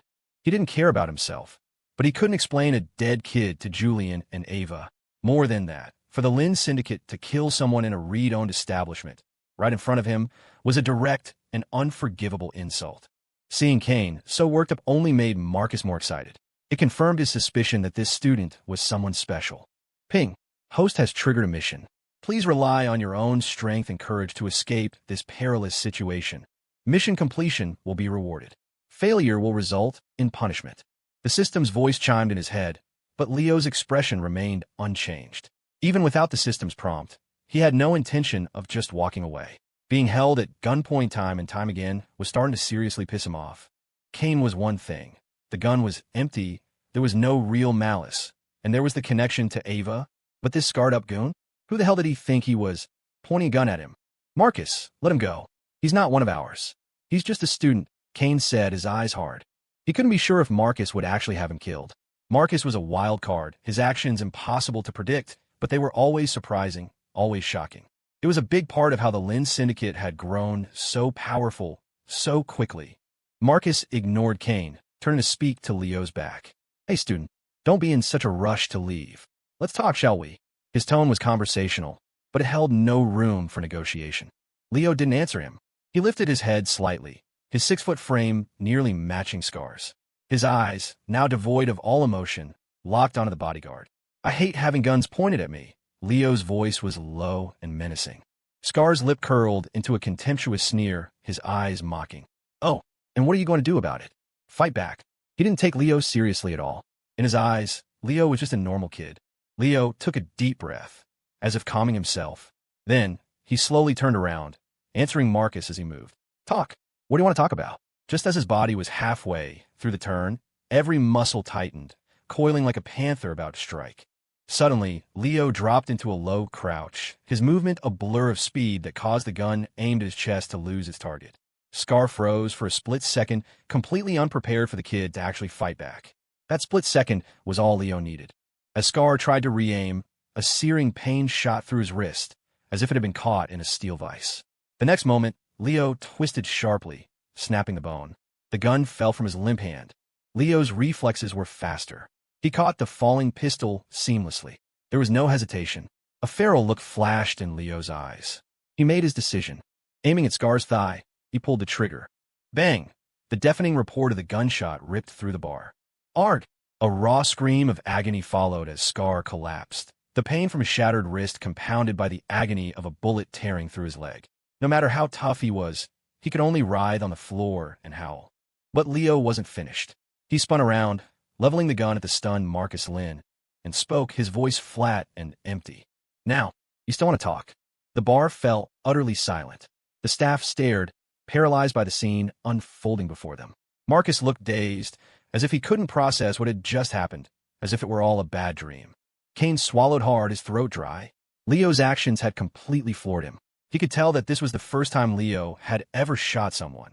His hand was still trembling slightly, a clear sign of the psychological impact. What shocked him was Leo's ruthless decisiveness. He hadn't hesitated for a second, and now he was threatening Marcus Lynn himself. Kane looked at Leo's posture, at the commanding presence that held the entire room captive, and an image of the family patriarch, old Mr. Reed, in his prime flashed through his mind. The same ruthlessness, the same domineering aura. He couldn't believe such a presence could emanate from a teenager. A sudden thought crystallized in Kane's mind as he stared at Leo, his eyes blazing. This kid, he might be a natural-born gangster. Leo stood motionless, his expression unreadable, his eyes as still and deep as a frozen lake. The gun in his hand was pointed squarely at Marcus Lynn, though the hand holding it trembled slightly. Shooting someone for the first time had left a mark on him, but the tremor lasted only a moment before his intercom reasserted control. Thanks to the high-level firearms mastery skill, Leo not only understood the weapon instinctively, but also possessed pinpoint accuracy. The moment his fingers wrapped around the grip, he and the gun became one, every movement fluid and natural. By now, Marcus had recovered from his initial shock. He let out a breath, a dismissive smirk touching his lips as if Leo's threat meant nothing. "You won't shoot," he said dismissively. "If I die, the Lynn Syndicate and the Reed family will go to war." He never finished the sentence. A sharp crack shattered the room's silence. Bang! The bullet sliced through the air, whizzing past Marcus's ear and striking a bottle on the shelf behind him. The bottle exploded, showering the floor in glass shards. The shot hadn't hit him, but it made Marcus's face drain of color. He never imagined Leo would actually dare to fire, let alone with such precision. The Lynns and the Reeds going to war. Leo's voice was cold. "What the hell does that have to do with me?" Marcus stared. "Are you fucking kidding me? You're for real?" The calm composure vanished from his face. He turned his head mechanically toward Kane, his eyes filled with a mixture of disbelief and confusion. "What the hell is going on? Why did he shoot? I thought you said he wasn't one of yours." Kane read the question in his eyes and gave a slight, pale-faced nod. He, too, had been terrified by that last shot. Marcus Lynn could not die here. Fuck! A stampede of curses ran through Marcus's mind. He could still feel the stinging heat where the bullet had passed his ear, a stark reminder of how close he had just come to death. "Friend. No, hey, brother." Marcus's voice was strained, hastily correcting his term of address in an attempt to de-escalate. "Put the gun down first. We can talk this out." All his previous arrogance was gone, replaced by a raw, desperate plea. "When you're on the wrong end of a gun, you bow your head." "Yeah, Leo, calm down. Whatever you do, don't shoot again," Kane added urgently, his gut twisting with regret. If he had known Leo was this unhinged, he never would have let him and Marcus cross paths. Leo's gaze remained as cold as ice, the gun still locked on Marcus, who was growing paler by the second. He had never imagined he would find himself in such a hopeless situation. He, a man with a fearsome reputation in the city's underworld, was now being held at gunpoint by a college student, and there was nothing he could do about it.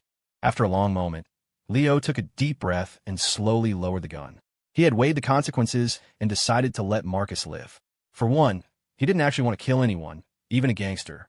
And two, he didn't want to deal with the inevitable retaliation from the Lynn Syndicate. Click! Snap! To the astonishment of everyone watching, Leo's hands moved with the practiced ease of a magician.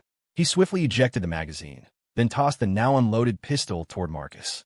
It clattered on the floor at his feet. "Like I said, I'm only here by accident.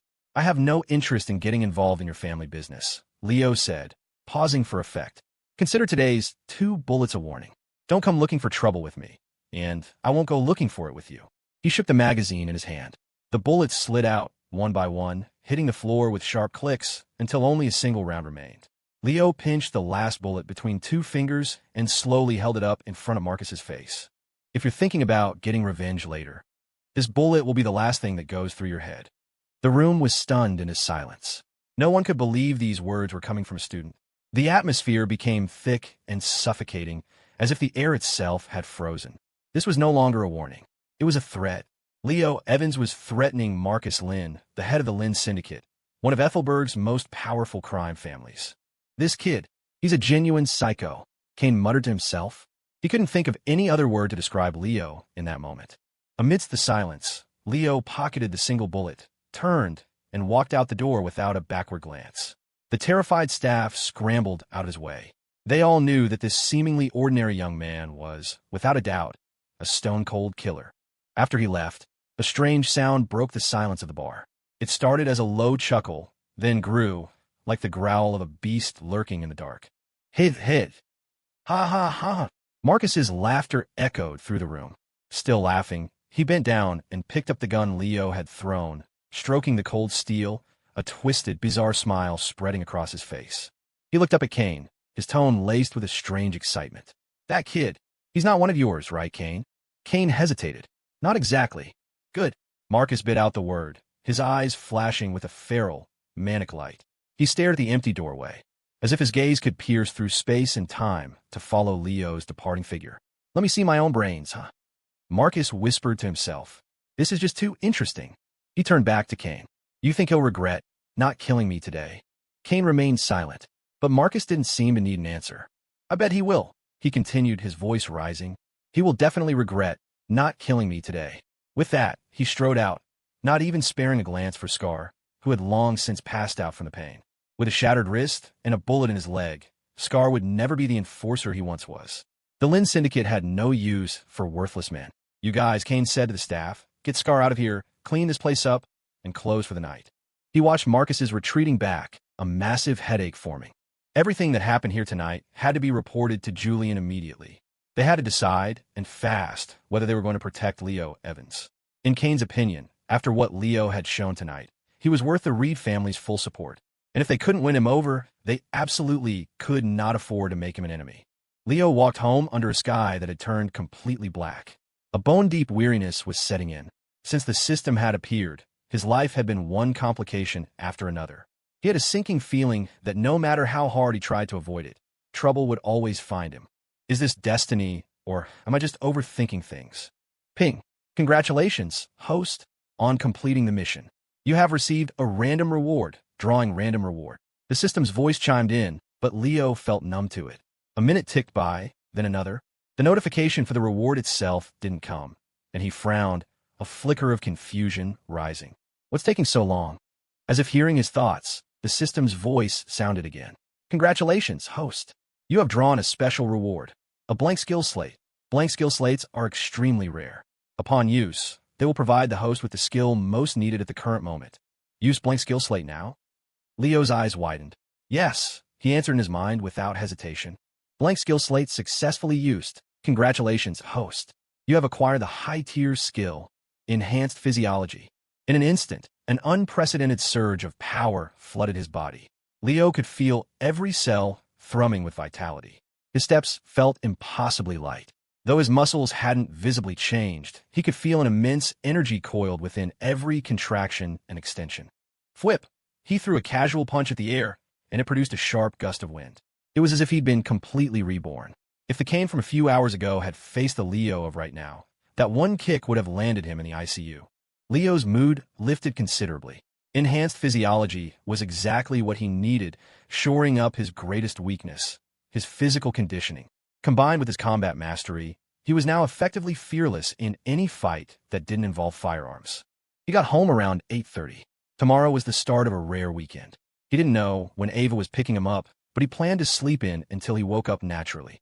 After a hot shower, Leo fell onto his bed, ready to pass out. But then a thought struck him. He got up, went to the living room, and took a glass he rarely used from a cabinet. He carefully hung it on the inside doorknob. This way, if someone tried to quietly open the door, the movement would cause the glass to fall and shatter, creating an alarm. It was a precaution against the Lynn Syndicate.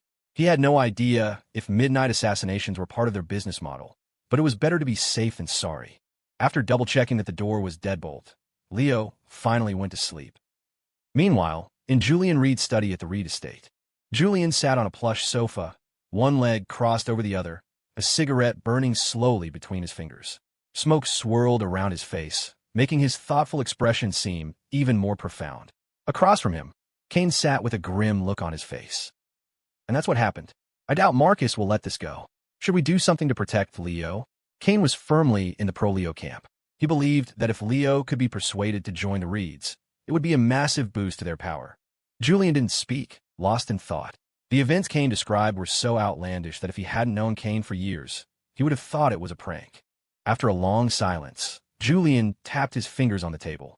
From your perspective, is it possible Leo is working for the Phone Alliance? Kane was taken aback for a moment, then shook his head. I don't think so. He doesn't seem to have had any contact with the three major families. We ran a background check on him. He's clean. Clean?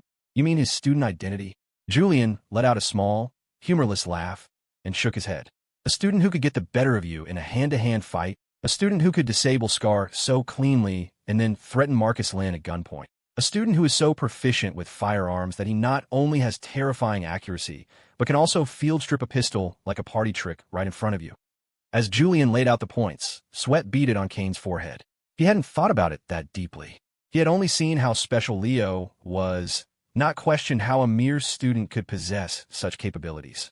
You think he's not really a student? No, he's definitely a student, Julian said, rising and walking to the window to gaze out at the night. We just can't treat him like one. It's like with Marcus. If we keep seeing him as just a student, then what happened to Scar today will happen to the Reed family tomorrow. Kane nodded in agreement. The whole mess started because Scar and Marcus had completely underestimated Leo. Let's hold off on the Leo issue for now. I'll see him myself tomorrow and decide. Right now, the priority is the meeting between the Foam Alliance and the Gray Zone family. Julian moved through the soft light of the study to an ornate wooden table where a go board sat. He picked a black stone from its bowl, holding it in his palm. Right, tomorrow night, they're meeting with an apex family from the Gray Zone. What's our move? Kane's face was etched with anxiety. He knew how critical this meeting was. Any misstep could affect the fate of the entire family. Relax. Don't be so tense. Julian's voice was as calm as a spring breeze. An apex family from the Gray Zone would never ally with the Foam Alliance. Why not? Kane asked, confused. Julian smiled, placing the black stone on the board with a satisfying click. He looked up, his gaze sharp. Because the Foam Alliance doesn't have the capital. Throughout history, alliances are built on mutual benefit. While the Foams have resources in the short term, their long-term decline is inevitable. Of the three great families in Ethelberg, the younger generation of the Reeds has me, the Lynns have Marcus, and the Foams. The Foams' younger generation has no one capable of leadership.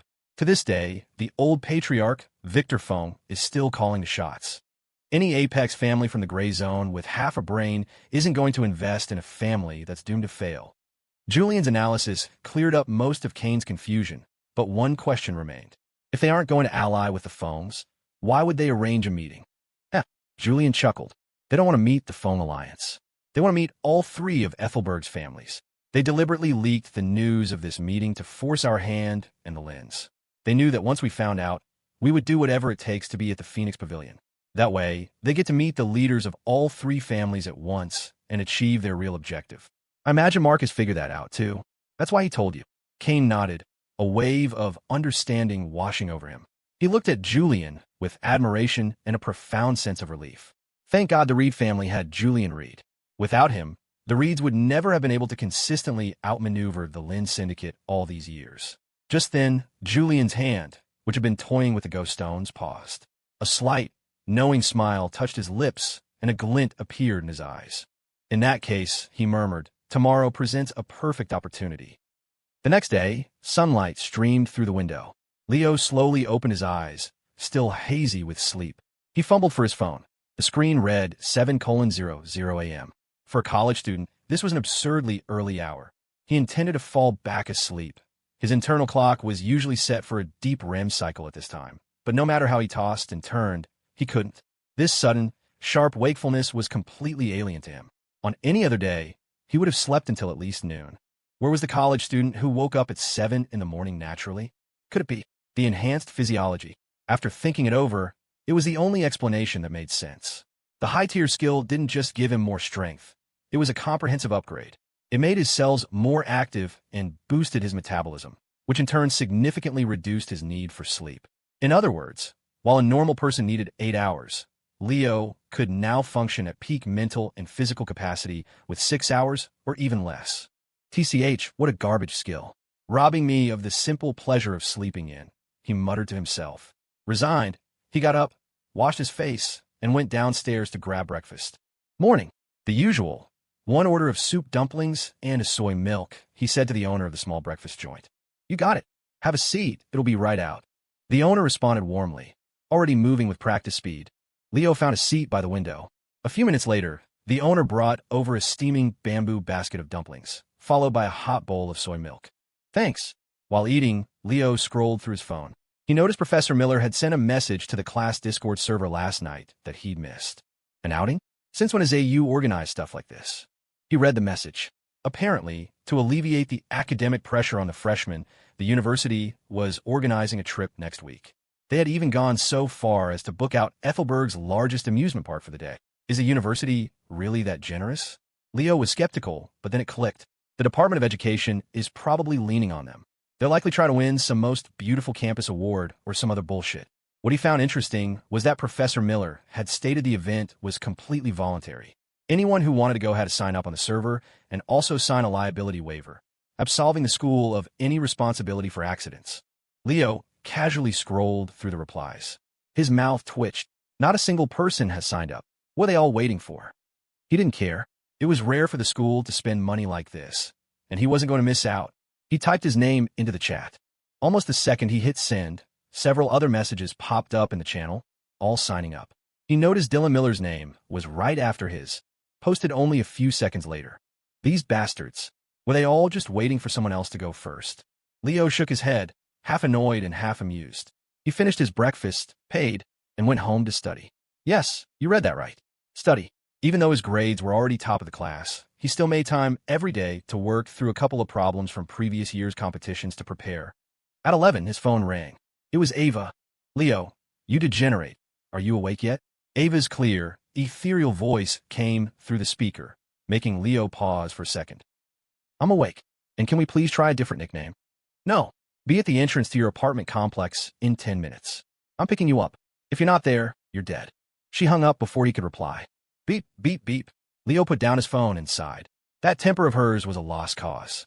He went to his closet and pulled out a clean white t-shirt and a cream-colored jacket, patting it down to smooth out any wrinkles. He gave himself a quick look in the mirror. Good enough. Then he walked out, heading toward the complex entrance at a leisurely pace. A few minutes later, a familiar black sedan pulled up. The door opened, and Ava stepped out gracefully. By coincidence, she was also wearing a cream-colored jacket over a stylish white blouse, paired with a short black skirt and black stockings that hugged her long, slender legs. Standing together, their cream jackets and white tops seemed to mirror each other. At a glance, they looked like they were wearing matching couples' outfits. Combined with their striking good looks, they immediately drew the attention of several people nearby. Ava's delicate brows furrowed as she looked Leo up and down. You're wearing that to me, my brother? What? Is there a problem? It's too young. Not mature enough. I literally am a student, Leo said with a helpless shrug. You want me to go back and change? Ava shot him an exasperated look. There's no time. We can't keep my brother waiting. She grabbed his wrist and pulled him toward the car. The same two bodyguards were in the front. Leo had seen them so many times now, he was tempted to ask for their names. However, Ava was chattering away nonstop, giving him a constant stream of instructions. When you see my brother, you have to be serious. If he tries to scare you with a gun or something, don't be afraid. He won't actually shoot. Even though we're a crime family, we don't just kill innocent people or bully civilians. If anything weird happens, just watch me for cues. Oh, and if he invites you to stay for dinner, whatever you do, don't agree. She spoke with deadly seriousness, her pretty eyes darting back and forth as if trying to recall any detail she might have missed. All right, Miss Reed, seriously, Leo said, a smile playing on his lips. You seem more nervous about me meeting your brother than I am. He found her tense little face incredibly endearing. He couldn't resist reaching out and gently ruffling her soft hair. Relax. It'll be fine. What's he going to do, eat me? Ava glared at him, muttering, I'm just worried that if you get scared and something happens to you, I'll be responsible. Halfway through her sentence, she realized he had just messed up her hair. She froze, her eyes widening in indignation. Leo Evans, you jerk! How dare you touch my hair? Her anger erupted.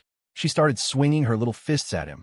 The car's interior was cramped, but her punches were painless, so Leo just let her get a few hits in to blow off steam. At the same time, his gaze was fixed on the world outside the window, memorizing the route from his apartment to the Reed family estate. About 20 minutes later, the black sedan pulled into the Reed family compound. Leo got out of the car and looked around. The grounds were exactly what you'd expect from a crime family. An immense, open courtyard with a manicured garden and a large fountain at its center. Dotted around the perimeter were men in black suits, all members of the Reed family, now staring at him with undisguised curiosity. Who's that? Looks young. A student. Whoa, why is Miss Ava with him? What's his story? Wait, you're missing the point. Are they wearing matching outfits? Holy shit, holy shit, holy shit. The little demoness Ava has a boyfriend. The atmosphere among the Reed family members was surprisingly different from what one might expect of a crime syndicate. There was no rigid, formal hierarchy. It felt more like a large, close-knit family. As such, they didn't bother hiding their gossip. Besides, Ava was the darling of the family. Many of them had watched her grow up, so their curiosity about Leo was palpable, their murmurs growing louder. The whispers eventually reached Ava's ears. She frowned, blinking her bright eyes as she glanced down at her outfit, then at Leo's. They kind of looked like they were wearing couples' outfits. A faint warmth spread across her cheeks. So noisy, she snapped, her voice sharp but tinged with embarrassment. All of you, go get your eyes checked. How does this look like a couple's outfit? Her tone was petulant, but couldn't hide her flustered state. The family members just chuckled. They were used to her temper and knew she wasn't truly angry. All right, knock it off. You're making Miss Ava mad. She's not mad. I think she's embarrassed. Got that on recording, bro. I'll be sure to play it for her later. Your life is over. Dude, don't do that to me. Venmo me $50. Fuck. Ava's face was beet red. She stomped her foot in frustration, then turned to look for Leo, but he was gone. She blinked. Where'd he go? He was right here a second ago. Ahem. Mister. Evans is over there, one of the bodyguards said, pointing with a deadpan expression. Ava followed his finger, and what she saw nearly made her explode. There was Leo, leaning casually against a wall, one hand in his pocket, a cigarette dangling from his fingers, looking for all the world like a punk as he chatted animatedly with another family member. You have no idea. Miss Ava used to be a real terror. Ha, really? She was like that. Leo listened with rapt attention, a look of genuine fascination on his face. And another thing. Oh, the family member was just getting warmed up when he saw Ava marching toward them. You know what? I just remembered the boss gave me something to do. Gotta run. He made a quick excuse and bolted before Leo could reply. Leo was confused. The conversation was going so well. Why'd he run off? He'd been hoping to get some more intel on the family. Suddenly, a chill ran down his spine. He whipped his head around to find Ava standing right behind him, a sickly sweet, gentle smile on her face that was more terrifying than any glare. He insisted on talking to me. You believe me, right? Leo swallowed hard, trying to explain. What do you think? Ava's voice was as cold as ice. The next second, she brought her heel down hard on his foot. Still not satisfied, she reached out, pinched a small fold of skin at his waist, and twisted viciously. You're pretty resourceful, aren't you? The second you get out of the car, you're already digging up dirt on my childhood. Ow, I wasn't digging. He brought it up. And you started smoking? The guy offered. It would have been rude to refuse, right? Oomph. Ava snorted, then glanced around. She noticed several family members peeking at them from a distance, gossipy grins on their faces. To them, the scene looked exactly like a young couple having a lover spat. I'll let you off the hook this time. Now hurry up and follow me. Ava shot him one last glare, gave up on arguing, and grabbed his hand, pulling him through the main doors of the estate. Inside, Julian Reed was sitting on a sofa in the main hall, arms crossed, listening to a subordinate's report. At the sound of footsteps, he looked up just in time to see Ava dragging Leo in by the hand. His gaze lingered for a moment on their joined hands. He raised a hand gracefully, signaling his man to pause. Then, Julian stood up, a warm, disarming smile spreading across his face. Ava, you're back. And this must be Leo. Julian walked forward, extending a hand. Leo hesitated for a second before shaking it firmly. Hello, Mr. Reed. Leo's playful demeanor vanished, replaced by a more serious expression. Julian's every word and action projected an easygoing charm, but Leo was most wary of people like him. He knew that beneath the polished surface of the Reed family's leader, a predator was sleeping. Just then, the system's voice pinged in his head. Ping. Congratulations, host, on completing the mission and fulfilling your promise to Ava Reed. You have received a random reward, drawing random reward. Congratulations, host. You have acquired the low-tier skill, Cheap Shot. Leo was momentarily speechless. What kind of garbage skill is that? One undignified name. What does this skill do? He asked internally. When the host uses a blunt weapon to attack from behind, the attack is 100% guaranteed to knock out the target. The duration of the stun is related to the force of the attack. Shit. As expected of a low-tier skill, Leo thought. It wasn't completely useless, but it was close. With his current abilities, he could easily knock someone out without resorting to such underhanded tactics. Besides, he was a model student. How could he use such a dirty move? The system was clearly a bad influence, trying to lead him down a dark path. Mr. Reed is too formal. If you don't mind, call me Julian, he said, guiding Leo to the sofa. Ava sat down right next to him. All right. In that case, don't mind if I do, Julian. Julian smiled and nodded. Tea or coffee? Tea is fine. Okay. Sue, could you get 2 teas for myself and Leo, and a latte for Ava? With sugar. Clearly, Julian knew his sister's tastes. Sue, the subordinate who had been giving the report, nodded and left to prepare the drinks. Don't be nervous, Julian said. I asked you to come mainly because Ava mentions you so often, I wanted to meet the man himself. Leo raised an eyebrow and turned to look at Ava. Mentions me often? Brother, what are you talking about? Ava was stunned. When had she ever mentioned Leo often? Julian shot her a look. Ava opened her mouth to argue, but seeing the warning in his eyes, she backed down. Growing up, Julian was the only person who could ever control her. Julian and Leo started chatting again. I hear you're renting a place by yourself? Your family isn't in Ethelberg. Yeah, my parents are back in my hometown. The dorms at AU are pretty bad, so I just had a place off campus. Smart. Your grades are excellent. I hope you can help Ava with her studies from time to time. You're kidding, Julian. Ava's grades are fine. She doesn't need my help. They continued making small talk, jumping from one topic to another. Ava was already getting bored. Just then, Mr. Sue returned with the drinks, placed them on the table, and quietly departed. Julian smiled. Leo, I heard you enjoy a game of chess. I have a board in my study. How about a match? Ava's head tilted, a question mark forming above it. Leo likes chess. Leo understood Julian's intent. He nodded in agreement, stood up, and followed him toward the study. As they were about to enter, Ava jumped up to follow, but the moment her foot crossed the threshold, Julian spoke. What are you doing? Go sit on the sofa and drink your coffee. Leo and I'm going to play a game. Julian waved her out of the room and shut the door behind him. But, brother, Ava stared, shut out without a second thought.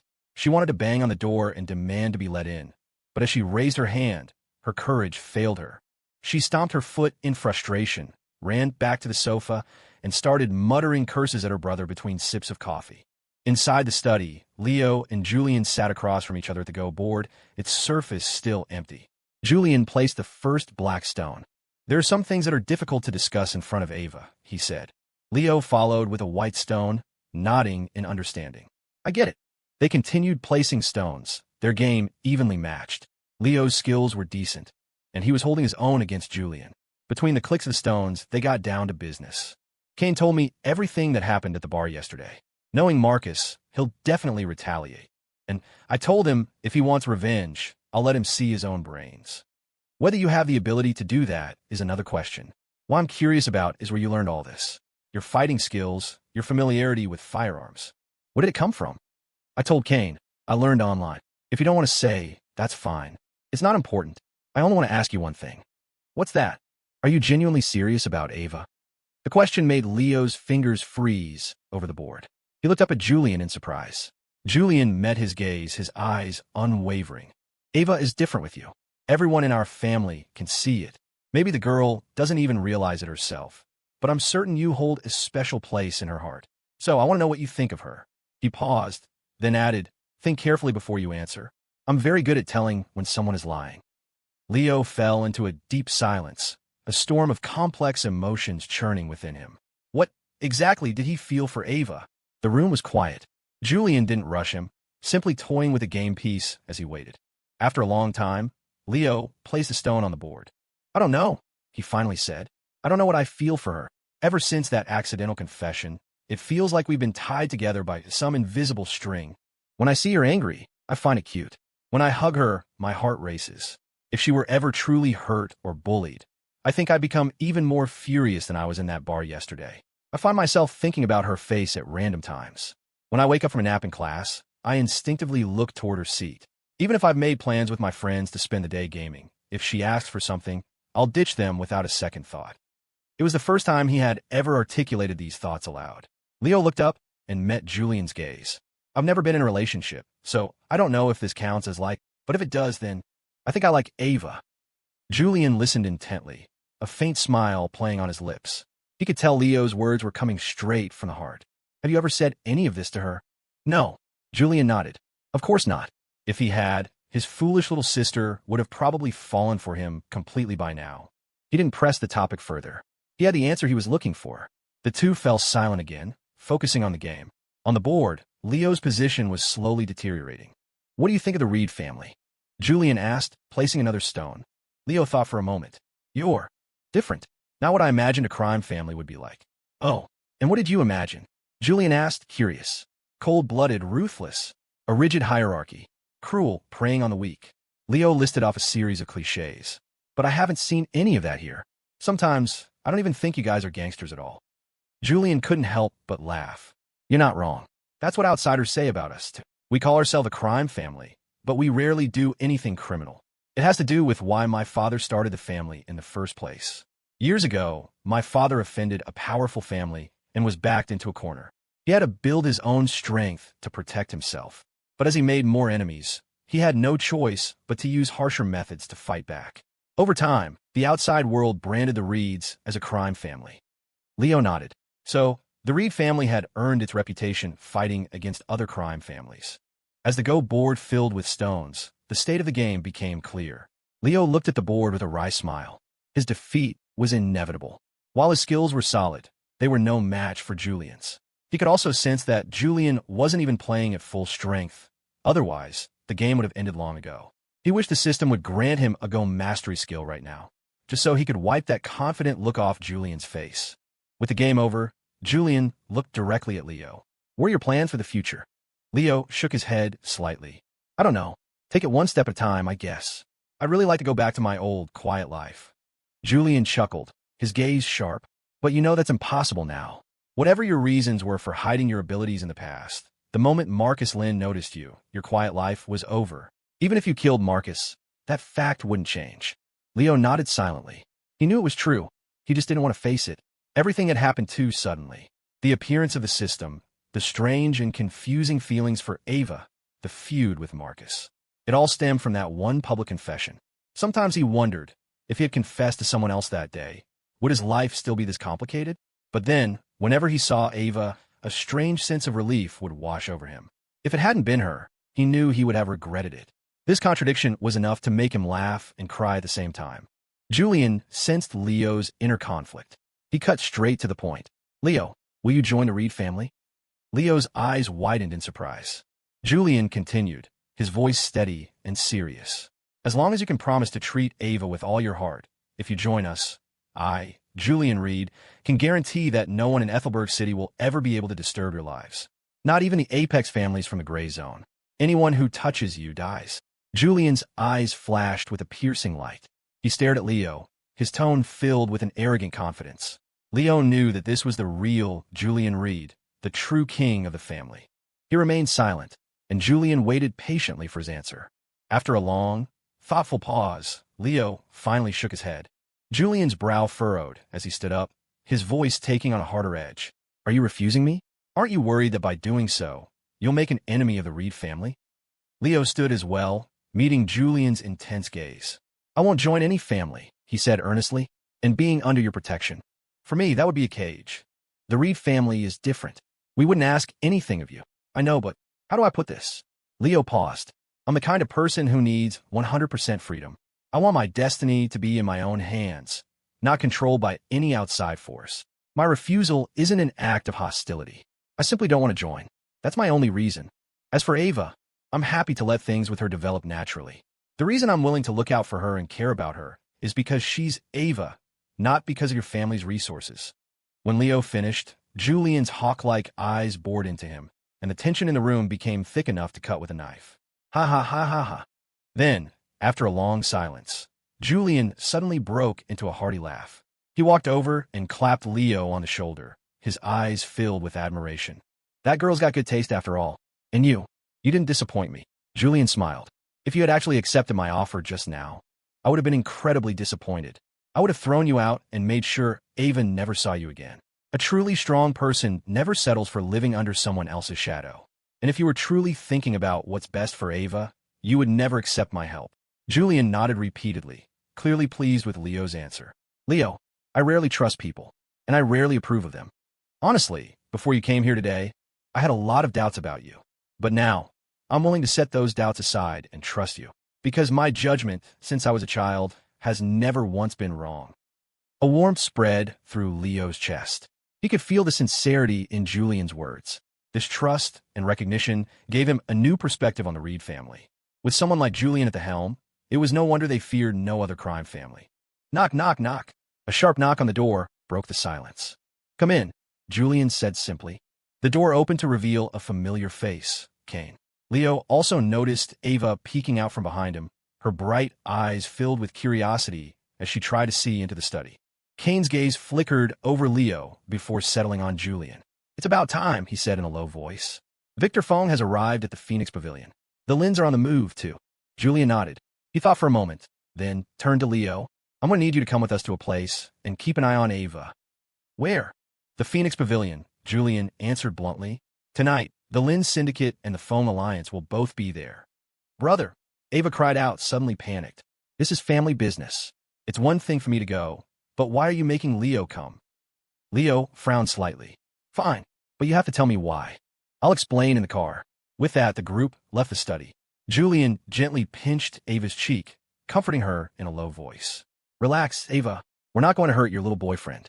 MMPH. Ava's eyes went wide, her mouth covered by her brother's hand. She could only make muffled sounds of protest, her expression a mixture of shame and fury.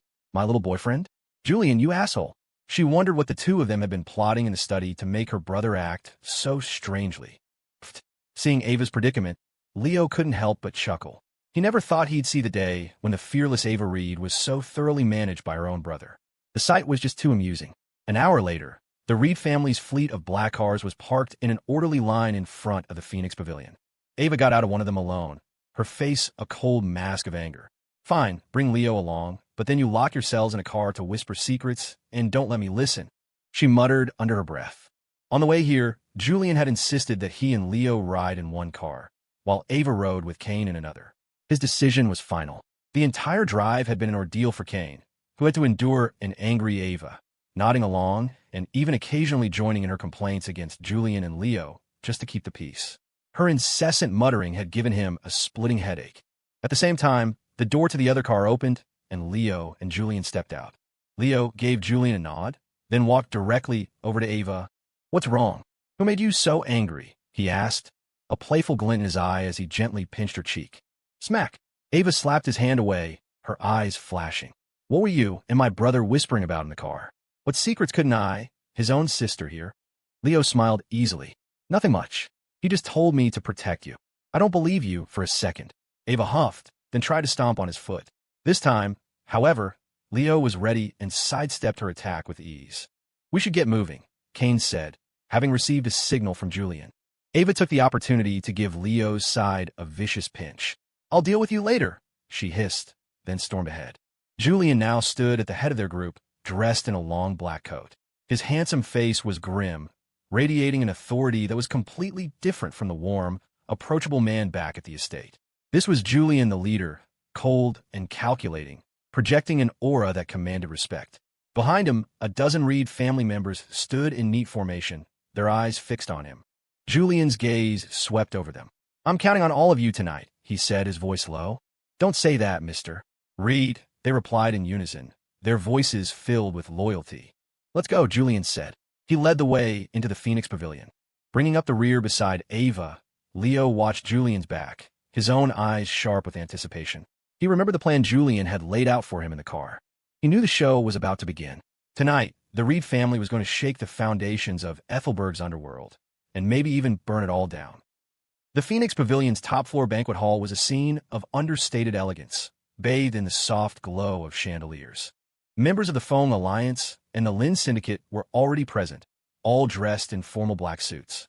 The only distinguishing marks were the unique family crests pinned to their left lapels, gleaming under the light. A few smaller, opportunistic families had also caught wind that something big was happening and had sent representatives to observe. Tables were laden with desserts and gourmet food, but few were eating. Most stood in small clusters, nursing glasses of wine, their low conversations filling the air. Marcus Lin stood in a corner, swirling a glass of red wine, his eyes lazily scanning the crowd. A new bodyguard stood beside him, a man who looked considerably tougher than Scar. I can understand old man Victor Fong not showing his face. He's old and proud, Marcus mused, but why isn't that useless son of his, Spencer Fong, here either? Spencer Fong was Victor Feng's son and the heir to the Fong Alliance. By all rights, he should have been in charge by now, but he was completely outmatched by Marcus and Julian, who ran circles around him. Victor had no choice but to remain at the helm. Marcus! Hearing his name, Marcus looked over to see a well-dressed man his own age scowling at him. Well, speak of the devil, Marcus said, a mocking smile playing on his lips. The man was none other than Spencer Fong himself. Spencer stalked over to him. Marcus, this is a Fong Alliance gathering. What is your family doing here? Marcus clicked his tongue. He couldn't even be bothered to answer such a stupid question. Where's your old man? And the family from the Gray Zone? When are they showing up? I'm getting impatient. That was his main reason for being here tonight, to see for himself what this legendary Gray Zone family wanted in Ethelberg. What was their motive for leaking the news and luring both the Lynns and the Reeds here? What? Spencer's eyes widened, and he lowered his voice. How do you know about the gray zone? Who told you? He glanced around nervously, checking if anyone had overheard. Marcus rolled his eyes. Talking to this idiot was exhausting. He much preferred sparring with Julian. Their rivalry was a true battle of wits. Clomp, clomp, clomp. Before Spencer could press his question, a new set of footsteps drew the attention of the entire hall. Julian Reed entered, followed by his entourage, his stride calm and confident. Well, now the Reeds are here, too. All three of Ethelberg's great families are present tonight. This meeting is going to change the power balance in the city. No matter how the big three fight it out, it doesn't concern us smaller families. We're just here to watch the show. The moment Marcus saw Julian, a triumphant grin spread across his face. He had recently managed to trap Julian in a business deal, causing him a major loss, and this was the perfect opportunity to rub it in. He was about to walk over when a familiar figure entered his line of sight. Marcus froze. How can it be him? He muttered to himself, his gaze locked on Leo, who was one of the last to enter. Didn't Kane say he wasn't with the Reeds? His hand unconsciously drifted to his cheek, as if he could still feel the phantom sting of the bullet that had grazed him yesterday. His new bodyguard noticed his reaction. Boss, who are you talking about? Marcus gestured toward Leo. That kid in the cream-colored jacket. That's him, the one who took out Scar with a single shot yesterday. What? The bodyguard stared in shock. He knew what had happened to Scar, but he never imagined the person responsible was so young. Amidst a sea of black suits, Leo and Ava's lighter-colored jackets stood out starkly. Ava seemed nervous and out of place. Despite being the daughter of the boss, this was the first time Julian had brought her to an event like this. Leo saw her tension and gave her shoulder a reassuring pat. He then nodded to Julian and led Ava toward a less crowded corner of the hall. Leo led Ava to a table, sat down first, and started eating without a second thought. He was genuinely starving. Aside from the soup dumplings that morning, he hadn't eaten a thing. Maybe it was the enhanced physiology, but he felt like he was getting hungry incredibly fast. Eat if you're going to eat, but could you at least try to have some class? Ava frowned, watching Leo with a helpless expression. His table manners were embarrassing. The room was full of people, and their matching outfits were already conspicuous enough. Now, with Leo devouring his food like a wild animal, more and more eyes were turning their way. Damn, this roasted chicken leg is incredible, Leo said, grabbing one and tearing into it. He had to admit, everything at the Phoenix Pavilion was meticulously prepared by top-tier chefs. It was the first time he'd ever tasted food this good. Nom nom nom. Why aren't you eating? You skipped dinner too, right? He asked casually, his head still buried in his plate. Ava shot him a venomous glare. She had been hungry, but now his antics had made her lose her appetite. She huffed, responding irritably, "Don't worry about me. I'm not hungry." Just then, a voice laced with surprise cut through the air. Well, if it isn't little Ava Reed. It's been a long time. Ava looked up, and her face instantly darkened. Staring back at her was Marcus Lynn's punchable face. His gaze lingered on Ava for a moment, a flicker of surprise in his eyes. He hadn't expected Julian Reed to bring his sister along this time. Not that he would dare touch her. He knew the consequences of hurting Ava would be far more severe than hurting Julian. The entire city knew how doted upon Ava was by the Reed family. If anything happened to her, the Reeds would unleash their full, insane fury in retaliation. Ava watched Marcus warily. She'd met him a few times and knew this obnoxious guy was her brother's sworn enemy. Marcus ignored her hostile stare, offering a lazy smile before turning his attention to Leo. Feigning curiosity, he asked, "And who's this little sister Ava? A bit of new face. Care to make an introduction?" In truth, the first thing Marcus had done after returning last night was get a file on Leo. What baffled him was that the file showed no connection whatsoever between Leo and the Reeds. By all accounts, he was just an ordinary student. Marcus had assumed Kane was right, that Leo wasn't one of them. But now, it seemed that wasn't the case. Marcus's eyes shifted between Ava and Leo, sensing their relationship wasn't as simple as it looked. If Leo was truly part of the Reed family, Marcus would have to reevaluate all his plans against them, factoring in this new, unknown variable. When Ava saw Marcus's focus shift to Leo, a wave of panic washed over her. She knew how cunning and treacherous Marcus was and worried Leo would get dragged into her family's mess. She grabbed Leo's hand, ready to pull him away from this vile man. But Leo just gave her a reassuring look, gently slipped his hand from her grasp, and casually tossed the half-eaten chicken leg onto his plate. He then meticulously wiped his hands with a napkin. "Mr. Lin, you must have a short memory," Leo said with a slight smile, his tone dripping with mockery. "Didn't we just see each other at the bar last night? How could you forget me so soon?" After speaking, Leo tilted his head slightly, extended a hand toward Marcus, and formed a pistol with his index and middle fingers. He aimed it at Marcus. "Bayou," he mouthed, a perfect reenactment of the moment in the bar when he'd pulled a gun on him. Marcus's face instantly turned cold. Leo's gesture was a blatant humiliation. He took a deep breath, a sinister smile spreading across his face. "In Ethelberg City, I've never met anyone who dared to insult me like this." Leo just grinned and pointed at himself. "Well, now you have. Are you really determined to make an enemy of a Lin syndicate? A fight to the death? That's up to you." "I don't really care," Leo said, taking Ava's hand and standing up. "But I should remind you, I'm still saving that bullet for you, Mr. Lin. You might want to tread carefully." With that, Leo led Ava away, leaving Marcus standing alone. Marcus's expression was grim, his eyes fixed on Leo's retreating back. He took a sip of his wine, lost in thought. Just then, his new bodyguard silently approached and whispered in his ear, "Boss, you want me to get a few of the boys and take care of him tonight?" Marcus's index finger tapped lightly against the wine glass, producing a crisp sound. A cold glint flashed in his eyes. After a moment of contemplation, he slowly shook his head. "Leave a be for now. Him and Ava Reed. Without my direct order, no one in the Lin Syndicate is to touch them." "Yes, boss," the bodyguard replied respectfully before melting back into the shadows. Marcus let out a slow breath. He knew he had too little information to understand who Leo really was or what his connection to the Reeds truly entailed. And the decisiveness and ruthlessness Leo had shown last night were not traits of an ordinary person. Marcus Lin never made a move without absolute certainty. What he wanted was a single devastating strike, one that hit its mark and left no loose ends. "Leo, you better explain yourself," Ava snapped, yanking her hand away from his. She grabbed him by the collar, a playful anger on her face. "Why did you meet with that snake Marcus Lin yesterday? How did you piss him off? Why are things so tense that he's talking about a fight to the death? And what was that gesture just now? Pretending to shoot him? What was that about a bullet? An NMPH?" Seeing Ava's barrage of questions, Leo had a sudden flash of inspiration. He did what Julian would have done and gently pinched her lips closed. Ava's eyes widened in shock. With her mouth sealed, all she could manage were muffled sounds. She flailed her hands angrily, swatting at his. "Smack! Smack! Smack! Leo, you've got a lot of nerve, pinching my lips." Her eyes were practically shooting fire. Leo realized he wasn't getting out of this one. With a sigh, he told her everything that had happened at the bar last night. Of course, he omitted a few details. Okay, he omitted most of them.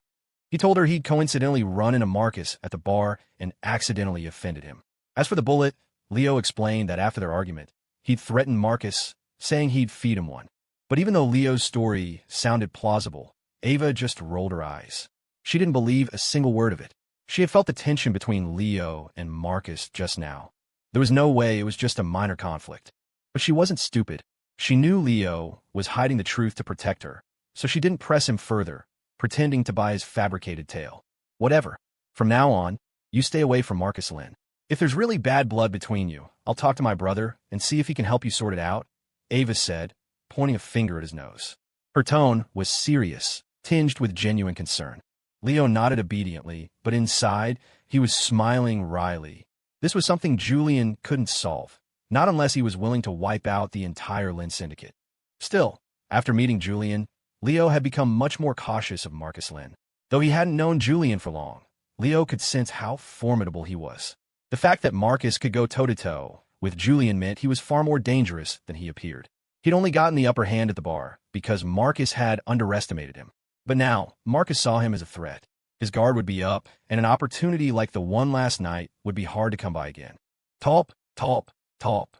A steady, unhurried series of footsteps echoed through the banquet hall, drawing the gazes of everyone present toward the entrance.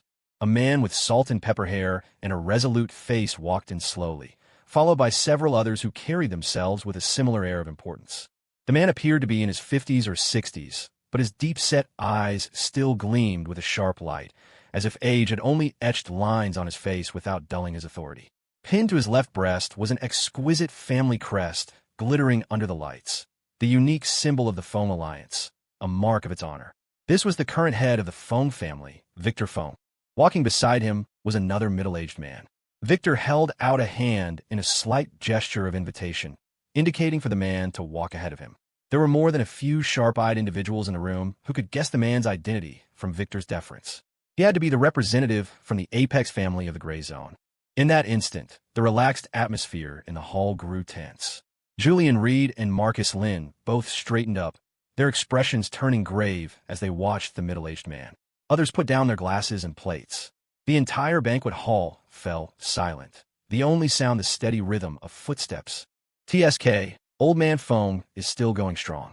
Probably has a few more years left in him, Marcus muttered, his eyes on Victor, a hint of frustrated resignation in his voice.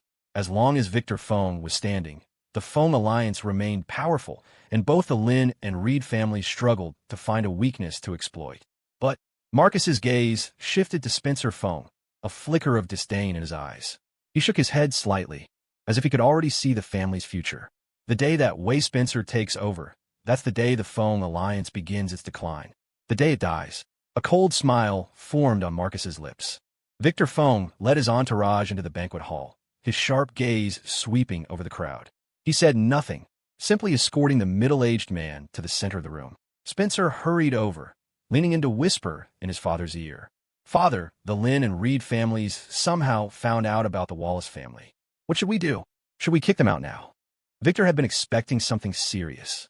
Hearing this, he sighed inwardly. How could a man of his stature have produced such a simple-minded son? The Lins had Marcus, the Reeds had Julian, and the Fongs. The Fongs had Spencer, who was leagued below the other two in both intelligence and ruthlessness. Get out of my sight, Victor snapped. He quickly composed himself and turned to the man beside him with an apologetic smile. Mr. Wallace, my apologies. My son is young and doesn't understand the situation. Please don't mind him. Mr.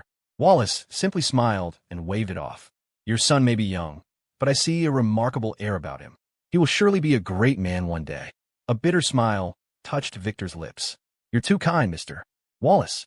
If my son were as exceptional as you say, would I still need to be here, worrying about these family matters? With that, Victor led Mr. Wallace to the center of the hall. Once Mr. Wallace was positioned, Victor stepped back, ceding the floor. The crowd immediately closed in, with Julian and Marcus at the very front, studying the man with keen interest. Mr. Wallace appeared perfectly calm, his gaze sweeping over the crowd with a steady smile. Though he lacked the menacing aura of a typical syndicate man, the sheer presence he exuded was enough to command respect. Good evening, everyone. His voice was strong and clear. He smiled and addressed the room. My name is Arthur Wallace, from the Wallace family in the Gray Zone. He looked around, his eyes shining. I'd like to thank the Fong family for providing me with this stage. I must also apologize to the leaders of the Lin and Reed families for inviting you here in such an unconventional manner. It was a matter of necessity. I know that if I had invited all three of you at once, it's highly unlikely you would have agreed. With no other option, I had to resort to this little stratagem. Marcus's lips curled into a cold smirk. You're too polite, Mr. Wallace. An invitation from the Gray Zone is a rare honor. How could we possibly refuse? He paused, his eyes narrowing. I'm just curious what purpose you had in mind for orchestrating this grand meeting. Arthur Wallace smiled faintly, turning to Marcus with a look of appreciation. He knew this cold, sharp man was the leader of the Lynn Syndicate. Before arriving in Ethelberg, he'd had his people conduct a thorough investigation of the city's major and minor powers, down to the last family feud. Wallace paused for a moment before speaking with gravity. Since Mr.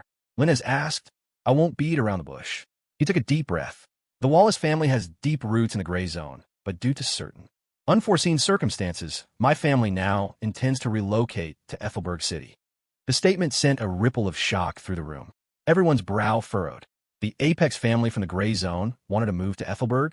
This was no small matter. Even if they were the local powerhouses, the Wallace family was a dragon crossing the river. The city's power structure, which had been relatively stable, was about to be shattered. The Wallace family's influence and power were on a level that no single family in Ethelberg could match. Julian and Marcus's expressions shifted slightly, but they didn't seem overly surprised. Clearly, they had anticipated this. Julian stepped forward, looking Arthur Wallace straight in the eye. Mr. Wallace, Ethelberg's political landscape is complex. Your family's arrival will inevitably attract the attention of various factions trying to win your favor. I would like to know how the Wallace family intends to respond to these overtures. The question was critical. Wallace seemed to have expected it. With a composed expression, he answered without hesitation. You can all rest assured. The Wallace family will remain completely independent. We will not involve ourselves in your disputes. He paused, his gaze sweeping across the room. That, of course, includes the Fong Alliance. Although Victor and I go way back, I understand the rules of your world. Once you back a family, you are bound to them, with no turning back. I can give you my guarantee here and now. As long as no one provokes the Wallace family, we will not cause any trouble for any of you. Hearing Wallace's firm declaration, many in the room breathed a collective sigh of relief, exchanging reassured glances. A smile spread across Julian's face. Mr. Wallace, since you have declared your neutrality on behalf of your family, the Reed family would like to ask a small favor. Of course, it is nothing difficult. For you, it would be a simple matter. Arthur Wallace nodded slightly. Mr. Reed, you're too kind. Please, ask whatever you need. Thank you. Hearing this, Julian's expression turned solemn, almost ceremonial. He took a bold step forward, his voice booming through the hall. Reed family, present yourselves. At his command, the Reed family members scattered around the room immediately responded. More than a dozen men wearing the Reed family crest stepped forward, forming a neat line behind Julian, their faces grim. The sudden turn of events stunned the onlookers. Even Arthur Wallace seemed taken aback. The air grew thick with tension, as if a storm was about to break. Leo stood in a corner with Ava, his eyes locked on Julian.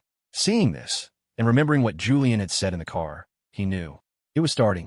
Ava, meanwhile, nervously squeezed Leo's hand, her eyes filled with confusion and worry. Marcus frowned, his mind racing. He seemed to realize what was happening, his eyes widening in shock as he stared at Julian. Is he really going to? That son of a bitch is insane. As if to confirm his fears, Julian, under the astonished gazes of everyone present, slowly raised his hand. And it was a pistol, and the barrel was aimed at none other than Victor Fong. In that instant, the entire hall fell into a dead silence. It felt as if everyone's heart had stopped beating. They couldn't believe their eyes, couldn't believe that Julian Reed would make such an insane move.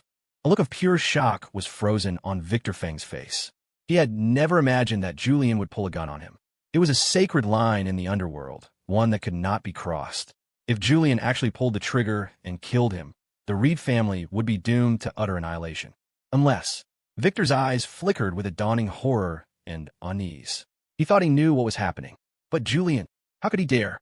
And now it wasn't just Julian. The dozen or so Reed family members behind him raised their pistols in unison.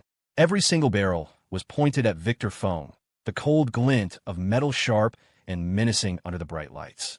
Spencer Fong, witnessing this, was consumed by a primal fear. He roared, Julian Reed, what the hell do you think you're doing? Are you insane? The Fong Alliance members, after a moment of shock, snapped back to reality and prepared to act, but it was too late. A deep, inscrutable smile crept across Julian's face. Under the intense scrutiny of countless eyes, he slowly began to squeeze the trigger. Time seemed to freeze. The once buzzing hall was now so quiet you could hear a pin drop. Everyone, including Arthur Wallace, held their breath. Click! A crisp, metallic sound echoed through the room. Everyone's heart clenched, but the expected gunshot never came. Julian's pistol hadn't fired a bullet. Then, something even more astonishing happened. In front of the bewildered crowd, Julian and the dozen Reed family members behind him slowly, deliberately, turned their pistols on themselves, aiming the barrels at their own hearts. The sudden move left everyone utterly baffled. With the empty guns pressed against their chests, in the suffocating silence, they pulled the triggers again. Click! Another soft click, just like before. No bullet, but the heavy atmosphere was crushing. Then, Julian lifted his head, his eyes filled with mockery as he looked at the terrified Victor Fong. In that moment, he was a king in complete control of the board. Arthur Wallace's pupils contracted. His gaze, sharp as a hawk's, studied Julian intently. He recalled the dossier his family had compiled on the Reed family leader, a particular 8-word assessment he had previously dismissed. Now, it floated to the front of his mind. Julian Reed, unmatched in courage and intellect, a prodigy of Ethelberg. The banquet hall was utterly silent. Even Spencer Fong now understood what was happening. What Julian had just done was a part of an ancient underworld ritual, one that required the presence of a representative from an apex family to bear witness. Everyone present knew its meaning. A declaration of war. Total war. No quarter given, no mercy shown. Julian stared at Victor Foam, a contemptuous smile on his lips. Old man Foam, he said slowly, I trust you know what this means. Victor's face was now a ghastly shade. He gritted his teeth. Julian Reed, you're insane. And your father must be insane as well to have allowed this. Do you have any idea what you've done? Of course I do. That's why I asked Mr. Wallace for this favor, Julian said before turning to Arthur Wallace. Mr. Wallace, I ask you, in your capacity as a representative of an apex family, to serve as the witness to this declaration. From this day forward, there will be no possibility of peace between the Reed family and the Foam Alliance. It is a war to the last man. Within 1 month, no matter the cost, one of our families will be annihilated. Julian's voice was filled with a finality and ruthlessness that sent a chill down everyone's spine. Arthur Wallace's earlier smile was gone. He looked at Julian with new seriousness, realizing he'd been played. Julian had leveraged his status as a neutral party to sanctify this declaration, dragging him into the conflict as an official witness. Whether this was a spur-of-the-moment decision or a preconceived plan, Arthur Wallace knew he had to reevaluate his assessment of the Reed family's leader. Very well, Wallace said, his voice firm and decisive. On behalf of the Wallace family, I hereby witness the Reed family's declaration of war upon the Foam Alliance. He didn't hesitate. Since the Wallace family was relocating to Ethelberg, the destruction of either the Reeds or the Foams would create a massive power vacuum and free up resources. For his family, it was a beneficial outcome. There was no reason to refuse. With his words, the die was cast. There was no turning back. The members of the smaller families swallowed hard. They realized this war would change everything. Trembling, they pulled out their phones and sent frantic messages to their own families. The Reeds and the Foams were at war. The news spread through Ethelberg like wildfire, sending shockwaves through every syndicate in the city. Marcus Lynn let out a long breath, staring at Julian with a mixture of shock and disbelief. The man is a fucking lunatic. He had never imagined Julian would be so ruthless as to publicly declare war on the Foam Alliance. How'd he have the nerve? Brother, Ava whispered, her face etched with worry as she looked at her brother's back. Leo placed a comforting hand on her shoulder. He remembered what Julian had said to him in the car just a few hours ago, the words echoing in his mind. At the pavilion tonight, I'm going to declare war on the Foams. Once it starts, both sides will use every dirty trick in the book. It won't end until one family is completely destroyed. There's no room for negotiation. So, for the next month, I need you to protect Ava. My plan is thorough, but accidents can happen. Leo, you're my wild card. Leo didn't want to be involved in this war, but faced with Julian's request and his trust, he had agreed. It was because of that trust and the way Julian treated him. He treats me as a trusted ally, so I will repay him as one, Leo thought to himself. Julian's move had completely blindsided Victor Foam. He couldn't comprehend why Julian would choose this moment to declare war. The conflicts between the major families had always been fought in the shadows, a war of attrition. A blatant, public challenge like this was unprecedented. To have the Reeds and Foams tear each other apart, only for the Lynn Syndicate to reap the benefits? Impossible. Julian would never hand Marcus such a victory. Victor's brow was deeply furrowed. He just couldn't figure it out. Old man Foam, I can tell you one more thing, Julian said. He suddenly raised a hand and pointed across the room directly at Ava. If you want to beat me, you'll have to go after my sister. She's my only weakness. His words were utterly cold. Take my sister and the Foam Alliance wins. Otherwise, I am 100% certain that I will destroy your family within 2 weeks. Following his finger, dozens of eyes converged on Ava. She grew nervous, gripping Leo's hand tighter, trying her best to appear composed. Victor Fang's gaze rested on Ava for a moment, then swept past Leo without a second thought. He didn't give the boy any notice. As for Julian's words, he dismissed them with a snort. He and Marcus had known for years that you couldn't believe a single word that came out of Julian Reed's mouth. To do so was to walk into a fatal trap. If he actually made a move on Ava, he'd be falling right into Julian's scheme, leaving the Foam Alliance with no way to fight back. I've said my piece. Now, we won't disturb you any longer. Let's all go and make our preparations, Julian said. He gave a slight nod to Arthur Wallace, then turned and led the Reed family members slowly out of the hall. Leo and Ava followed behind. Before leaving, Leo scanned the crowd one last time, memorizing the faces of the key players. At the banquet tonight, aside from Marcus Lynn, no one had paid him any mind, dismissing him as just another insignificant member of the Reed family. And that was exactly the effect Julian wanted. In the coming war, Leo would be the most important card in his hand. Phew, finally over, Kane muttered, lighting a cigarette as he followed Julian out of the Phoenix Pavilion. He let out a breath of smoke, a wave of relief washing over him. Only he knew how on edge he'd been. When he first heard Julian's plan to declare war on the phones, he thought his boss had lost his mind. But after months of meticulous planning, the curtain had finally been raised. Victor Fong probably never dreamed that we've already mapped out all of his strongholds. We've even quietly taken over a few of them. When the time is right, we'll hit him with a surprise he'll never see coming, Kane whispered to Julian with a smile. The operation was top secret. Aside from the two of them, only a few core members of the family knew the details.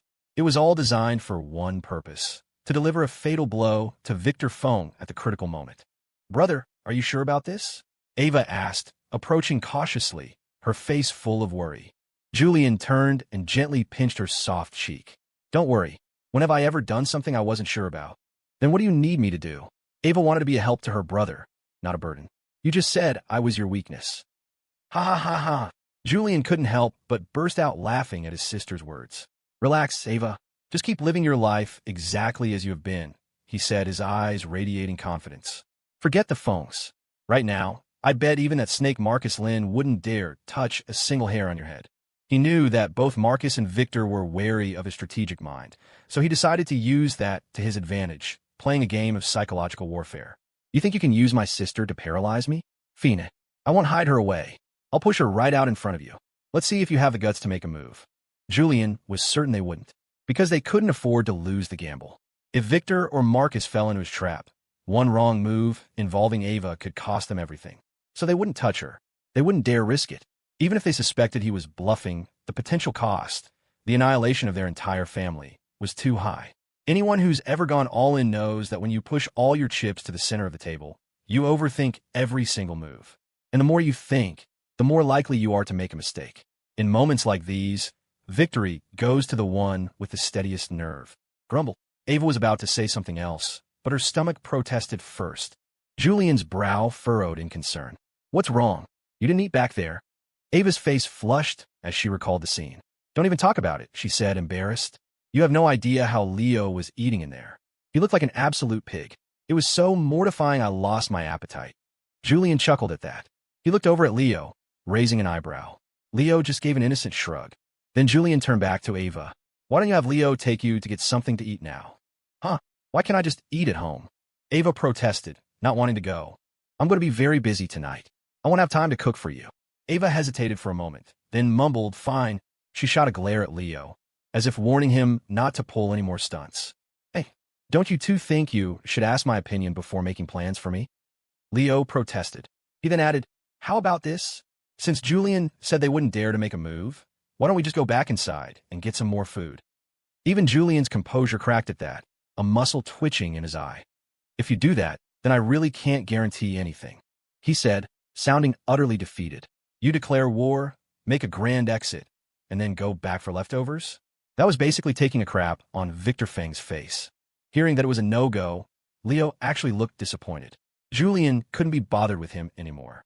He left Leo and Ava behind and departed with the rest of the Reed family members. "We're heading back. Leo, you take good care of my sister." With that final instruction, the convoy of Reed family cars sped away without a moment's hesitation, leaving Leo and Ava standing there, dumbfounded. Leo's mouth twitched. He was starting to think Julian Reed was a little unhinged himself, trusting him with his precious little sister just like that. If he had any ill intentions, the entire Reed family would be finished. Julian had said Ava was his weakness, and by entrusting her to Leo, he was showing the ultimate level of trust. "So, you want to go eat?" Leo asked. Even though he'd eaten earlier, his enhanced physiology made him hungry again quickly. Ava gave him an annoyed look, pulled out her phone, and started searching for good restaurants nearby. Leo snuck a peek over her shoulder. Ava, completely oblivious, was focused on her screen, her finger flying across it as she scanned pictures and reviews. "That hot pot place looks good," Leo said, spotting a 5-star restaurant just a few hundred yards away. "Ah," Leo's voice, suddenly right next to her ear, made her jump. Startled, she fumbled her phone, sending it flying. Luckily, Leo's reflexes were sharp. He snatched it out of the air. Are you trying to kill me? Ava snapped, turning to yell at him, but she stopped short when she realized just how close his face was to hers. She felt her cheeks instantly burn, as if on fire. Her heart started to pound, faster and faster. The feeling of his warm breath on her skin made her blush even deeper. In his lunge to catch the phone, Leo's arm had moved forward, bringing his chest almost flush against her back. It was as if he was hugging her from behind. The air grew thick with a palpable tension. They held each other's gaze for a second before quickly looking away, unsure of where to focus. Anyway, I saw a hot pot place that looked pretty good, Leo said, clearing his throat to break the charged silence. Oh right. Then, let's go I guess. Ava's mind was a complete blank. Her eyes kept drifting back to Leo's face. Why haven't I ever noticed how handsome he is? She thought, a little stunned. They reluctantly broke apart. Leo handed the phone back to Ava and told her to lead the way. They walked side by side. The restaurant was conveniently located near Ethelberg University, and at this time of night, the streets were bustling with students out for dinner or just hanging out. The sidewalks were crowded, making it hard to walk. After a moment's thought, Leo decisively took Ava's hand. It's too crowded, he said, his face perfectly straight. I'm worried you'll get lost. Oh, Ava replied softly, looking down at the ground, letting him lead her. In reality, her face was burning so hot she was afraid to let him see it. Ping, system alert. Special grade mission triggered. The Ethelberg conflict, mission details. In the impending war between the Reed family and the Foam Alliance, ensure the Reed family emerges victorious. Reward for completion. 1 random special grade skill. Mission failure. Host will be subject to termination. They had been walking for a few minutes when the system's notification suddenly sounded in his head, making Leo freeze. This mission was completely different from the others. Before, failure meant some kind of penalty. This time, the system had unambiguously threatened him with termination. What the hell was this system trying to do? It was always giving him these bizarre tasks. The feeling was unsettling, like someone was watching his life from outside the world, assigning him missions for their own amusement, forcing him down a path of their choosing. Why'd you stop? Ava's voice broke through his thoughts. Her heartbeat had finally returned to normal. Seeing Leo stop so abruptly, she looked at him with confusion. When she noticed the dark expression on his face, her own filled with concern. What's wrong? Did something happen?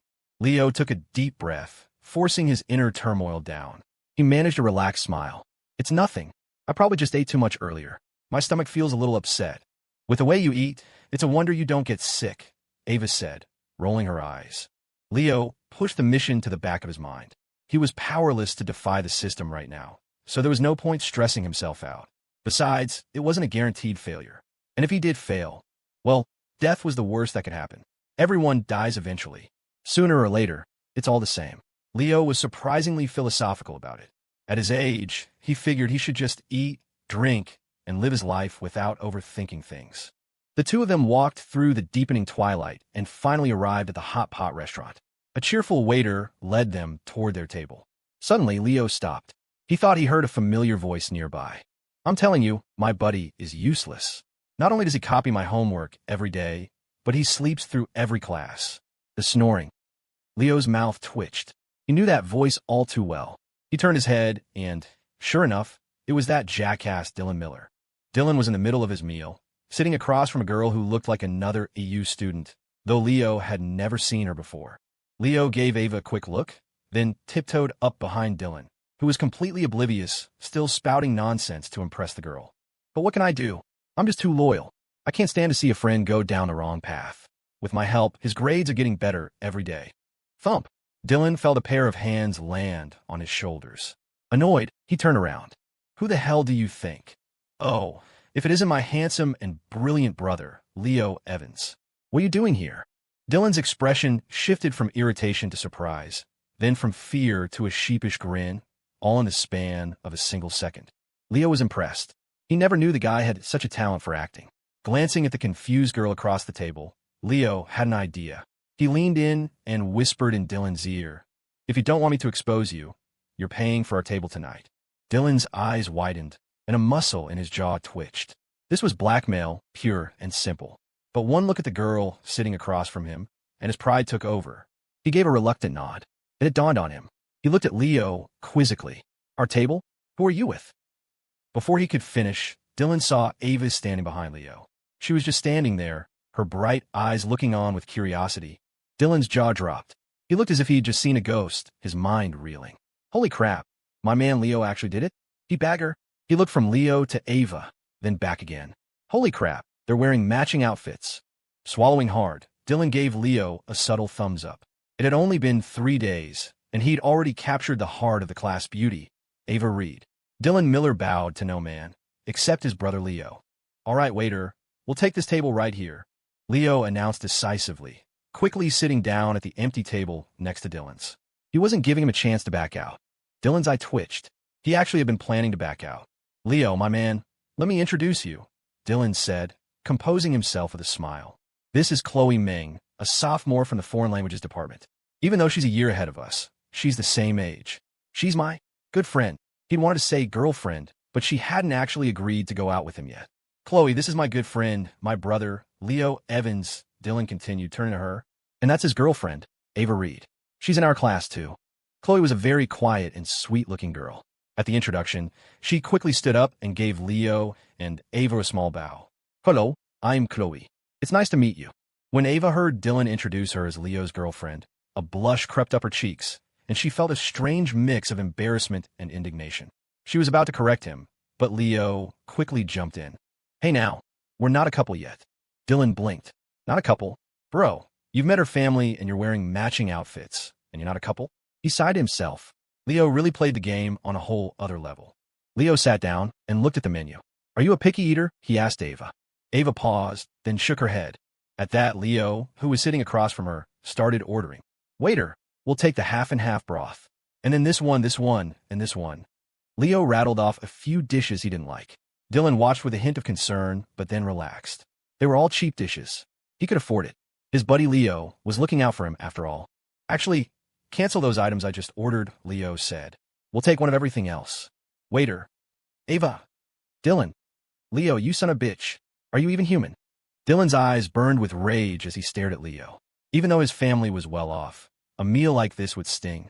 Just as he was about to tear into Leo for being a backstabbing friend, Leo coughed and turned to Chloe. You know, Chloe, my friend Dylan here is a man of many talents. He excels at everything he does.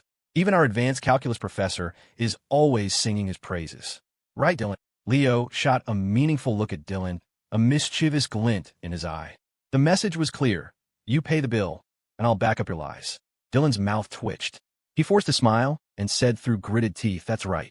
I just like to keep a low profile. Leo smiled with satisfaction.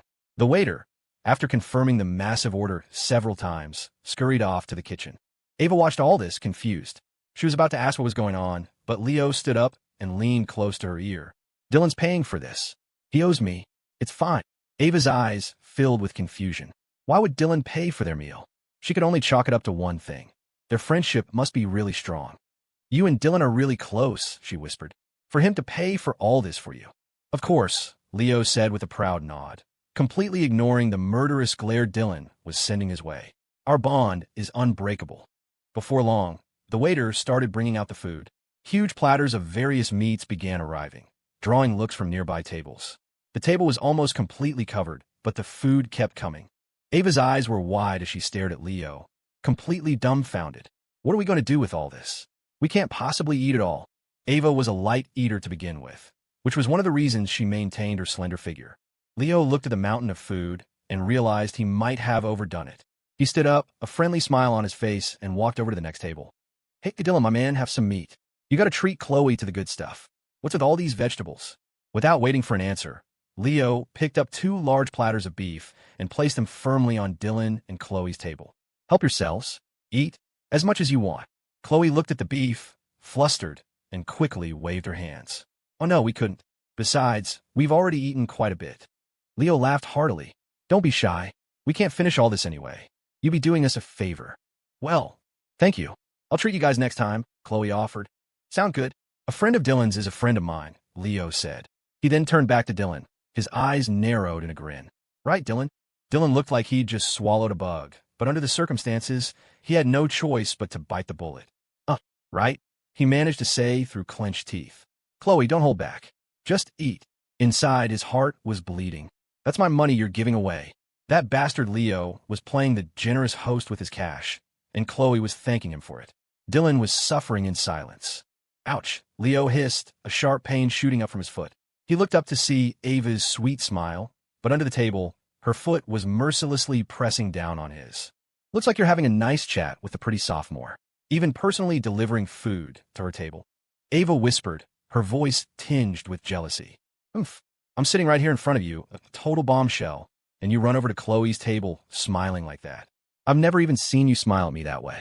The more she thought about it, the angrier she got, and she started tapping her chopsticks restlessly on the table. Leo finally caught on. You're not getting jealous, are you? He asked cautiously. Who's jealous? Ava exclaimed, flustered, as if he'd hit a nerve. She immediately stopped tapping her chopsticks. To cover her embarrassment, she clumsily grabbed a few slices of beef and tossed them into the bubbling pot, her eyes fixed on the broth as if her life depended on it. She didn't dare meet his gaze. Seeing her like this, Leo found it amusing. Even someone as dense as him could see that Ava genuinely liked him to be this sensitive about his actions. He chuckled softly and decided to stop teasing her. All right, don't be mad. I won't do it again. At the same time, he made a decision. If he managed to survive this special grade mission, he would confess his feelings to her. Hearing his apology, Ava's mood brightened, but she kept a deliberately cold expression on her face, pretending to still be angry. Though they were at separate tables, they were close enough to chat while they ate. It was mostly Leo and Dylan talking. Chloe was quiet and reserved, and Ava was simply discovering that the hot pot was delicious and was completely focused on eating. Her appetite was surprisingly good. By the way, Dylan, what are you doing all the way out here? This isn't the student food street near campus, Leo asked, curious. He hadn't expected to run into him here. My uncle had some business in the area, so I brought Chloe out here for dinner, Dylan replied between bites. Hey, have you thought about the school event next week? Old Man Miller said the university is going all out this time, renting out the entire amusement park. What's there to think about? We go and have fun. It's not every day the school does something like this, Leo said nonchalantly. What event? Chloe asked curiously. Dylan explained it to her. Wow, you freshmen are so lucky, Chloe said with envy. When I was a freshman, we even had extra classes on weekends. A day off was a luxury. Leo was about to say something when he noticed Ava looked a little down. What's wrong? He asked softly. I want to go to... Ava said, sounding dejected. Leo paused. Then let's go. I remember you signed up, didn't you? But my brother... Leo understood immediately. With the Reeds and the phones on the brink of war, she was afraid that going out and having fun would cause trouble for Julian. It's fine. I'll be there, Leo said with a smile. Don't worry about your brother. He'll agree. According to your brother's plan, the more naturally you act, the less they'll dare to make a move on you. If you act all timid and scared like this, that's what will actually cause him trouble. Really? Ava asked, still doubtful. Really? If you don't believe me, ask him yourself. And if Julian dares to say no, I'll beat the crap out of him, Leo thought to himself.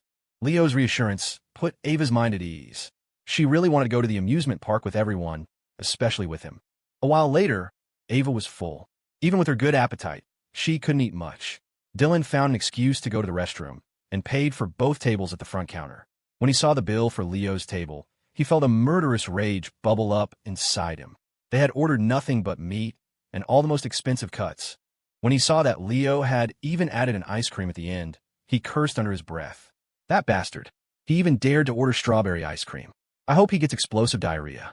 He didn't know that the ice cream was for Ava, who had suddenly said she was craving it. Back at the table, Ava was happily eating her ice cream with a small spoon, while Leo was still going strong. Dylan couldn't believe how much Leo could eat. Leo, we're heading out. I'm taking Chloe home. All right, see ya. Dylan and Chloe said their goodbyes. Chloe and Ava waved warmly at each other. In the short span of one meal, they had become good friends and even exchanged contact info.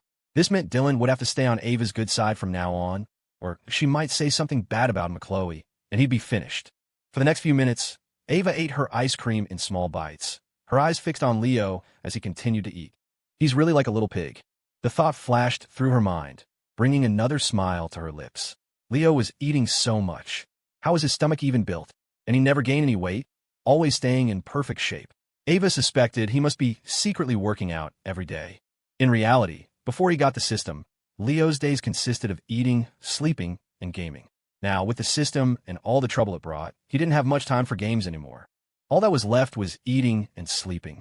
Finally, after what seemed like an eternity, Leo finished eating. They tidied up and walked out of the restaurant. Dylan had already settled the bill. Where to next? Leo asked. He had no idea what to do now. He'd never been alone with a girl like this before. Ava tilted her head, thinking she didn't want to go home just yet. So they decided to wander the streets. Her house wasn't far, so Leo figured he could walk her home. They strolled through the crowded streets. Ava had never explored Ethelberg's night market before and looked around with wide-eyed curiosity. She stopped in front of a balloon-popping stall, her eyes drawn to the neatly arranged darts and pellet guns. She looked eager to try. Hey there, young lady. Want to pop some balloons? $1 a shot, $10 minimum, and I'll throw in 2 extra darts for you, the owner said, seeing a potential customer. He flashed a practiced, commercial smile. Ava glanced at the prizes, her gaze finally landing on a massive Pikachu plushie. Sir, that Pikachu doll. How many balloons do I have to hit to win it? She asked, her voice bright and clear, with a hint of nervous excitement. The owner grinned, his smile full of pride. That Pikachu was his star prize. It drew in a ton of business. That one's the grand prize, little lady. You gotta hit 30 balloons in a row to take that home, he said, a crafty glint in his eye. 30 in a row? Forget about students. Even a trained soldier would have a hard time with that. But Ava was undeterred. She confidently slapped a $100 bill on the counter, buying 50 darts and 50 plastic pellets. Leo had no idea where she got this confidence from.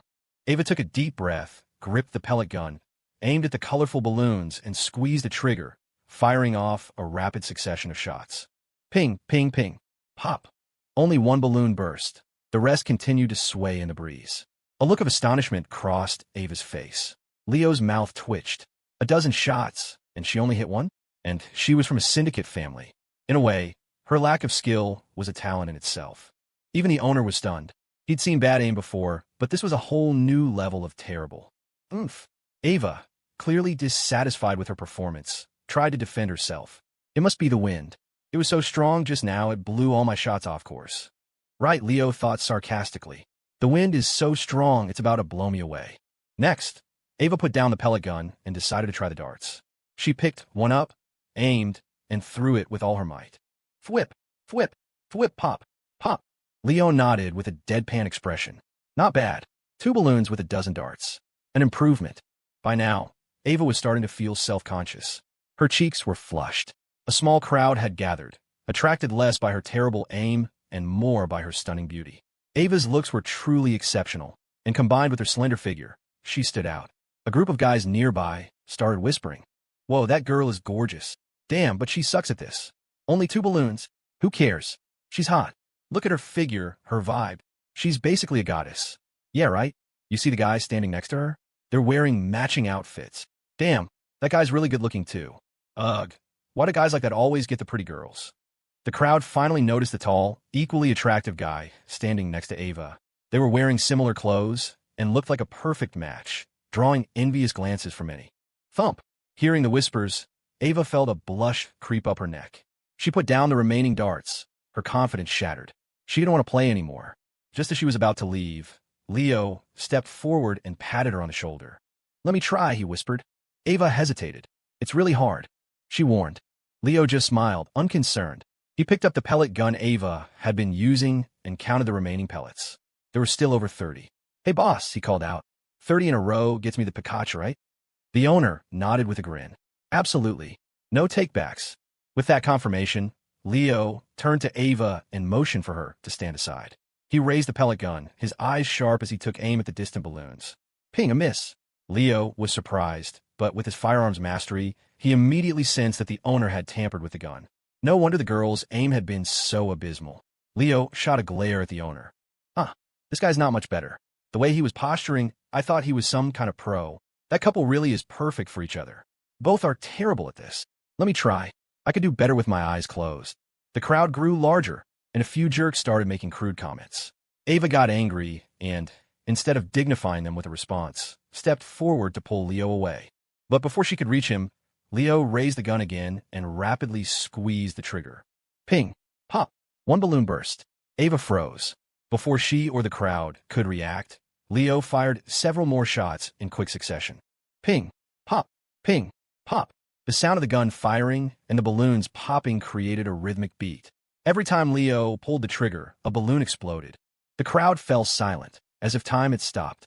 Even the stall owner's eyes went wide with disbelief. The only sound were the crisp click of the trigger and the successive pops of the balloons. 19, 20, 21. Ava counted under her breath, cheering Leo on internally. As Leo's streak continued, the owner's heart sank. Damn it. I ran into a real shark. Pop, pop, pop. 28, 29, 30. When Ava reached 30, she threw her hands in the air, her face beaming with joy as she looked at Leo. Leo lowered the pellet gun and turned to the owner, a slight smile on his face. 30 shots, boss. No problem, right? The owner's mouth twitched. He looked around at the large crowd. If he reneged now, his reputation in the area would be ruined. Forcing a smile that looked more like a grimace, he said, "And no problem. Congratulations, young man. You've won our grand prize." Leo nodded, walked over, and picked up the Pikachu plushie, which was nearly as big as he was. The people who had been making nasty comments had long since fallen silent. Many were now looking eager to try, thinking they could do it too. Leo couldn't care less about them. He took the ecstatic Ava by the hand and quickly left the stall. They found a quieter spot nearby. Ava finally couldn't contain her excitement any longer. She held out her hands to Leo, her eyes full of longing, gesturing for him to give her the Pikachu. Leo looked at her outstretched hands, but didn't move. "What? You want a hug?" Ava's smile instantly vanished. She shot him a glare and kicked his shin. "A hug your ass. My Pikachu." "What do you mean, your Pikachu? I'm the one who won it." "But you used the pellets I paid for." "Is that so? I'll Venmo you $30 later." Ava was so mad, she started to laugh. She reached out and pinched Leo's ear. "The Pikachu or your life. Choose one." "I choose the Pikachu." "Stomp." Ava stomped on his foot. "Say that again." "Ouch." "Fine. I'll let you hold it for now. I'll give it to you when we get to your house." "That's more like it," Ava said, satisfied, releasing her grip. Night fell like ink spilled across the Ethelberg riverfront. Leo and Ava strolled along the path by the water, where only a few other couples were enjoying the rare moment of peace. Just beyond this path was the Reed family estate. "Dalalala," Ava hummed, walking ahead with her hands behind her back. Her silhouette was captivating in the twilight, her black skirt swaying with each step, revealing long, fair legs. She had a slight bounce in her step and a soft tune on her lips, clearly in high spirits. A gentle evening breeze swept by, carrying the cool air of the night. The weather in Ethelberg this time of year was perfect, not too cold and not too hot, ideal for a walk.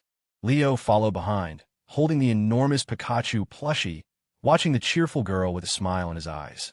A few days ago, he never would have believed that he'd be spending his prime gaming and sleeping hours on an evening stroll with a girl, and holding a giant Pikachu for her, no less. Leo shook his head, feeling like he was in a dream.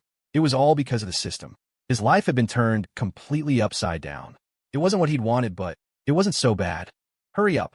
What are you doing back there?" Ava called, turning around, a little annoyed at his slow pace. Leo sighed. "You try walking while carrying a doll this big. It's exhausting. TCH, you're so out of shape." Ava muttered under her breath. She stopped to let him catch up, then slowed her pace to walk beside him. Then she turned her head, a little shyly, and pressed something into his hand. "What's this?" Leo asked, opening his palm. It was a small Pikachu keychain. She had spotted it at the stall earlier and bought it secretly. "It's a thank you gift for winning the plushie for me," Ava mumbled, her face blushing. If it weren't for Leo's enhanced hearing, he might have missed it. "Oh," Leo said, feigning nonchalance as he slipped the keychain into his pocket. He'd put on his backpack later. Soon, they reached the gates of the Reed estate. The guard recognized Ava and quickly opened them. Ava turned back, holding out her hands to Leo. "Can I have the Pikachu now?" Leo raised an eyebrow. "You want me to have someone carry it in for you? I'm worried it'll be awkward for you to hold." "No, I want to carry it myself," Ava declared. She reached out and snatched the Pikachu from his arms. The massive plushie instantly engulfed her small frame. "All right, you can head back now. Text me when you get home." Her muffled voice came from behind the Pikachu. Then Leo watched as the girl, hugging the giant plushie, slowly made her way into the estate.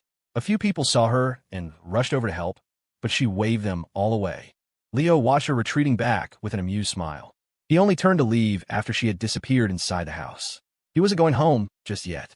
He had one more thing to do, something Julian had asked of him. Inside the Reed house, Julian was lounging on the sofa, sipping a cup of coffee. He looked completely relaxed, as if he wasn't the man who had declared total war on the Foam Alliance just hours before. Hearing footsteps, he turned his head. "Ava, you're back." "Is Leo?" Huh, what the hell? Why is there a giant Pikachu walking around my living room? Craning his neck, Julian finally spotted his sister underneath it. He chuckled. Where'd you get such a huge doll? Did Leo give it to you? MHM. Ava said, struggling to place the Pikachu on the sofa. She sounded quite proud. Leo won it for me at a carnival game. He hit 30 balloons in a row. Julian smiled. He knew about Leo's marksmanship. Popping a few balloons would be child's play for him. Ava took a few deep breaths, then looked up at the long staircase. After a moment's hesitation, she pointed at the Pikachu. Brother, can you help me carry this upstairs? She couldn't lift it anymore. Julian's mouth twitched. Me, the head of a major syndicate, carrying a giant Pikachu up the stairs? What kind of image is that? But the person asking was Ava. With a sigh of resignation, Julian stood up, heaved the plushie into his arms, and started up the stairs. Brother, be careful, Ava called out worriedly. Relax, I'm not going to fall down a flight of stairs. No, I mean the doll. Don't get it dirty. Julian's heart ached. His sister was never like this before. Meanwhile, a taxi pulled over on Central Street. Leo got out. At this hour, the street was nearly empty. He walked casually, but his eyes were constantly scanning his surroundings, checking to see if he was being followed. He wound through several alleys, taking a long, circuitous route. Once he was sure no one was tailing him, he followed the path he remembered and arrived back at the Midnight Oil. He couldn't be certain this method worked, but he'd seen it in movies. The bar was already closed for the night, but Leo acted as if he didn't notice. He stood at the door and knocked. After a moment, a voice came from inside. Who is it? We're closed. It's Leo Evans. Julian Reed sent me, Leo said directly. Julian had told him there were no secret codes or handshakes. You watch too many movies, he'd said. Just tell them who you are. Sure enough, as soon as the person inside heard his name, the door quickly opened. Mr. Evans, we've been waiting for you. Mr. Reed told me everything, the man said. My name's Marco. On the street, people just call me Marco. Leo's eye twitched. It was the first time anyone had called him Mr. Evans. He followed Marco inside. Marco carefully retrieved a phone from behind the counter. It wasn't a smartphone, but one of those old-school dumb phones that could only make calls and send texts. This is it, Leo asked, taking the phone and turning it over in his hands. This was what Julian had sent him to get. That's it. There's only one, Marco said. Mr. Reed's orders. All of our deep cover agents inside the Phone Alliance can only be contacted through this phone. At the critical moment, you send one message, and all our assets will move to deliver the final blow. Leo nodded. He couldn't believe Julian was entrusting him with such a crucial piece of his plan, but it made sense. At this point, every move made by a core member of the Reed family would be under Victor Feng's surveillance. Only Leo, the unknown variable, was still off his radar. Julian was betting that, in the final hour, Leo would leave Victor Feng with a very lasting impression. After getting the burner phone, Leo left the Midnight Oil and caught a cab home. According to Julian's plan, there was nothing more for him to do. He might not even need to use the phone. Julian had said it was a last resort. If things went smoothly, they might be able to take down the Phone Alliance without it. Leo didn't know if that was true or not. All he had to do was wait for Julian's signal and, if it came, send a single text message. He walked into his apartment complex and was heading toward his building when he heard a soft meow. He paused. He was pretty sure pets were forbidden in this complex. Where did a cat come from? Following the sound, he found a small white cat under a street lamp. It was nibbling on a sausage someone must have left for it. Sensing his approach, its little ears perked up, and it looked at him warily. Well, look at that. A real cat, Leo muttered. He figured some kind soul had taken pity on the little thing. After a quick glance, he decided to leave. The cat had already puffed up its fur at the sight of him. It was clearly skittish. Meow. Hey, what are you doing?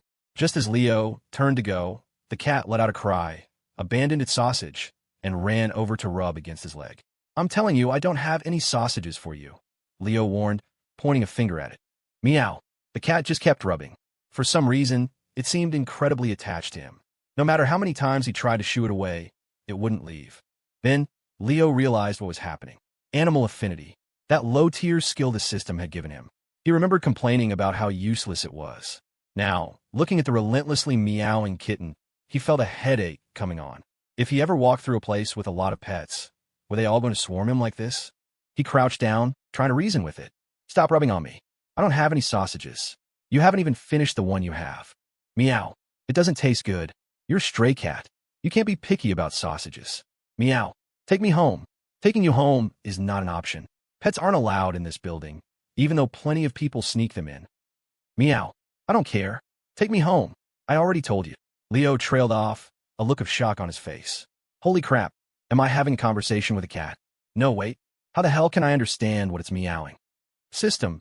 Does animal affinity let me communicate with animals? Correct. Awesome. Leo shouted internally. This was insane. Seeing the little white cat still rubbing against him, he sighed. Fine. Since you're the first animal I've ever had a conversation with, I'll take you in. He had been reluctant to take it in because he thought it would be a hassle, having to train it and all. But if they could communicate, it should be much easier to manage. Meow. Thank you, master. Let's go. Leo gently scratched the cat's head, then picked it up and carried it home. Back in his apartment, the first thing Leo did was give the little cat a bath.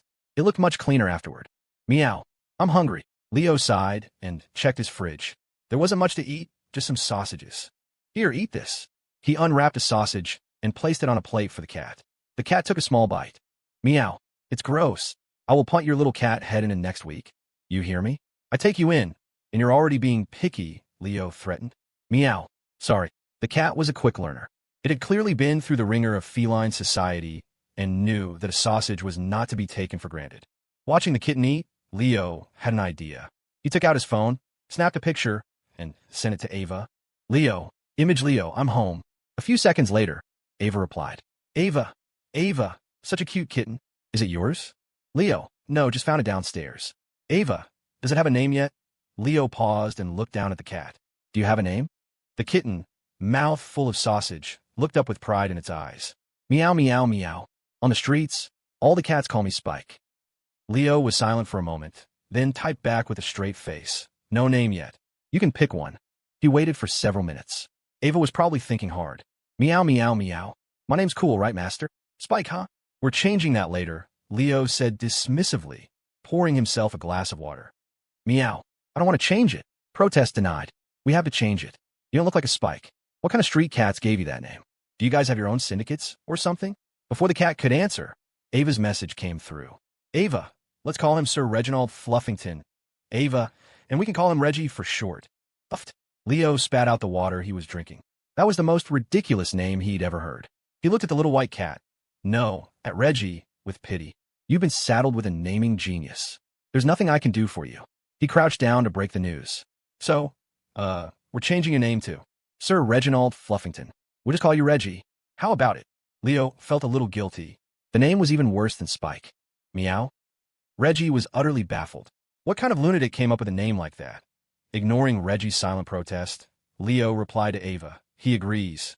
He seems really happy about it. Ava, really? That's great. Ava, I'll come over tomorrow to see him, Leo. Okay? A small smile played on his lips. He then got another message, this time from Dylan. Dylan, Leo, my man. 5-man stack at the Land Cafe, tomorrow. I already booked the room. Leo, can tomorrow. After sending the forward reply, Leo casually tossed Reggie onto the sofa. Reggie, you're sleeping on the couch tonight. Use the litter box in the bathroom, the place where I just gave you a bath. If you pee or poop anywhere else, you're out on the street tomorrow. Meow. I don't want to be named Reggie. The cat was still hung up on the name. Click. Leo turned off the lights, hopped into his large bed, and pulled the covers over his head. Even if the world ended tomorrow, all he wanted to do was sleep. The next morning, Leo woke up. This time, it wasn't by choice. He was being crushed. Ugh. He pried his eyes, open to see Reggie perched on his chest, kneading his paws contentedly. Meow. I'm hungry. Seeing Leo was awake, Reggie let out another meow and hopped up next to his head. Leo grabbed his phone. 5 in the morning.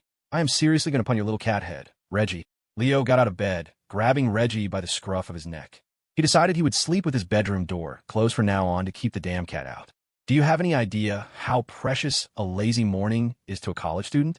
No, you don't. You only care about your stupid sausages. Slightly resentful, Leo walked to the fridge, grabbed the remaining sausages, and threw them down in front of Reggie. Here, eat. Eat them all, he ordered fiercely. Reggie backed away from the sausages, looking up at Leo with fear in his eyes and letting out a pathetic little cry. Meow, meow, meow. Is this my last meal? Leo rubbed his temples in frustration. He was being ridiculous, getting into a fight with a dumb cat. He picked up one of the sausages, slowly peeled it, put it on a small plate, and offered it to Reggie. Eat up, your highness. Meow. Thank you. At least he's polite, Leo thought. Since he was already awake, Leo didn't bother trying to go back to sleep. He made a cup of coffee and sat on his balcony. It was 5:30 in the morning. Inside, a small white cat was gnawing on a sausage. Outside, Leo, with a head of bed hair that looked like a bird's nest, stared at the pre-dawn sky and felt a wave of despair. How did my life get so ridiculous? He muttered, taking a sip of coffee. He couldn't pinpoint where it all went wrong. Mainly, he was bored. He realized that when he woke up this early, he had absolutely nothing to do. Thanks to his enhanced physiology, once he was awake, he was wide awake. In that case, maybe it's time for a game. The decision was made. He turned on his computer. League of Legends, here I come. Half an hour later, Leo stared at the gray screen, his Yasuo's 0/6/0 score mocking him. He was in a daze. Have I gotten worse? He hadn't played in just a few days. How could he have gotten this bad? It must be a cheater. The other team is definitely hacking. Refusing to believe it, he started another match. The results were just as disastrous. Damn it. So many cheaters today. He started another. It is said that history doesn't repeat itself, but it often rhymes. Leo's experience proved this. Though his score was different in every game, the outcome was always the same. A spectacular failure. If you suck, don't play. Reading his teammates' taunt, Leo felt utterly defeated. What was wrong with him? Was losing his so-called gaming talent the price he had to pay for getting the system? In reality, Leo had never been that talented to begin with. After all this time, he was still stuck in gold tier, only slightly better than Dylan. Without realizing it, Leo played, or rather lost, until noon. That's when he got a text from Ava. I'm coming over to see Reggie in a little bit. Send me your apartment number. Leo quickly sent her his address and then decisively quit the game. Garbage game. Not even dogs would play this. Meanwhile, at the Reed estate, Julian watched as Ava came rushing down the stairs, dressed in jeans and holding a white jacket. Ava, it's time for lunch. I'm not eating, brother. I'm going to Leo's. Then, with a quick wave to a stunned Julian, she practically ran out the door. Julian. He felt a pang of sorrow. His little sister had really changed. She didn't seem to care about him anymore. A sudden, inexplicable urge to punch Leo washed over him. Ava hopped into a car. Sitting in the back, she rummaged through her small purse and pulled out a compact mirror to check her reflection. Rook Knight, do I look okay today? She asked her two bodyguards in the front. Yes, they finally had names. You look beautiful every day, miss, Knight replied from the passenger seat, a fond smile on his face. He wasn't just saying that. Ava was a natural beauty who rarely wore makeup. Even with just a light touch-up, she had been voted the prettiest girl in their class. If she were any more high-profile, she could easily be the prettiest in their entire department. Pleased with the answer, Ava smiled and tried to calm her racing heart. This was her first time going to Leo's place, and she was a little excited. I wonder if his apartment is big. What does it look like? Is it going to be messy? She imagined Leo's room might be like other guys, a total mess with socks thrown everywhere. In reality, that couldn't be further from the truth. One of the main reasons Leo lived alone was because he was a bit of a clean freak. It wasn't severe, but he always maintained a basic level of tidiness. He had heard horror stories about dorm life, about people throwing their dirty socks and underwear into the communal washing machines. The very thought made his skin crawl. Back at Leo's apartment, he was in the middle of a frantic cleaning spree. Okay, Reggie, listen up. A girl is coming over soon. You need to be on your best behavior. No hissing. You have to act cute, Leo instructed as he mopped the floor. Also, can you do a backflip? Meow. Am I supposed to be able to? Never mind. You can learn later. Reggie was lounging on the balcony, yawning. He looked at Leo with a complicated expression. He was beginning to think his new owner was a bit unhinged. His mental state was different from most humans he'd encountered. Leo sprayed air freshener everywhere. He'd never seen his apartment look this clean. With a little time to spare, he decided to take a quick shower and fix his disaster of a hairstyle. He stepped into the bathroom, then immediately stepped back out. He looked at the lazy cat on the balcony, thought for a second, then ran over, scooped him up, and carried him back into the bathroom. You're getting a bath too. I don't want you getting your germs all over her. Meow. Didn't I just have a bath yesterday? Meow. And I don't have germs. No excuses. You're getting a bath. And so, less than 24 hours after arriving at Leo's home, Reggie was forced to take his second bath. As Leo dried his fur with a hairdryer, Reggie wore a look of utter despair. Fine. Just end it all now. I never should have come home with this idiot. Ding dong. The doorbell rang. Leo's eyes lit up. She's here already. Coming, he called out. He put down the hairdryer and walked over to the door. Welcome. He opened the door, and the word died in his throat. He froze, staring at the two smiling faces in his doorway, his mind going completely blank. Mom, Dad,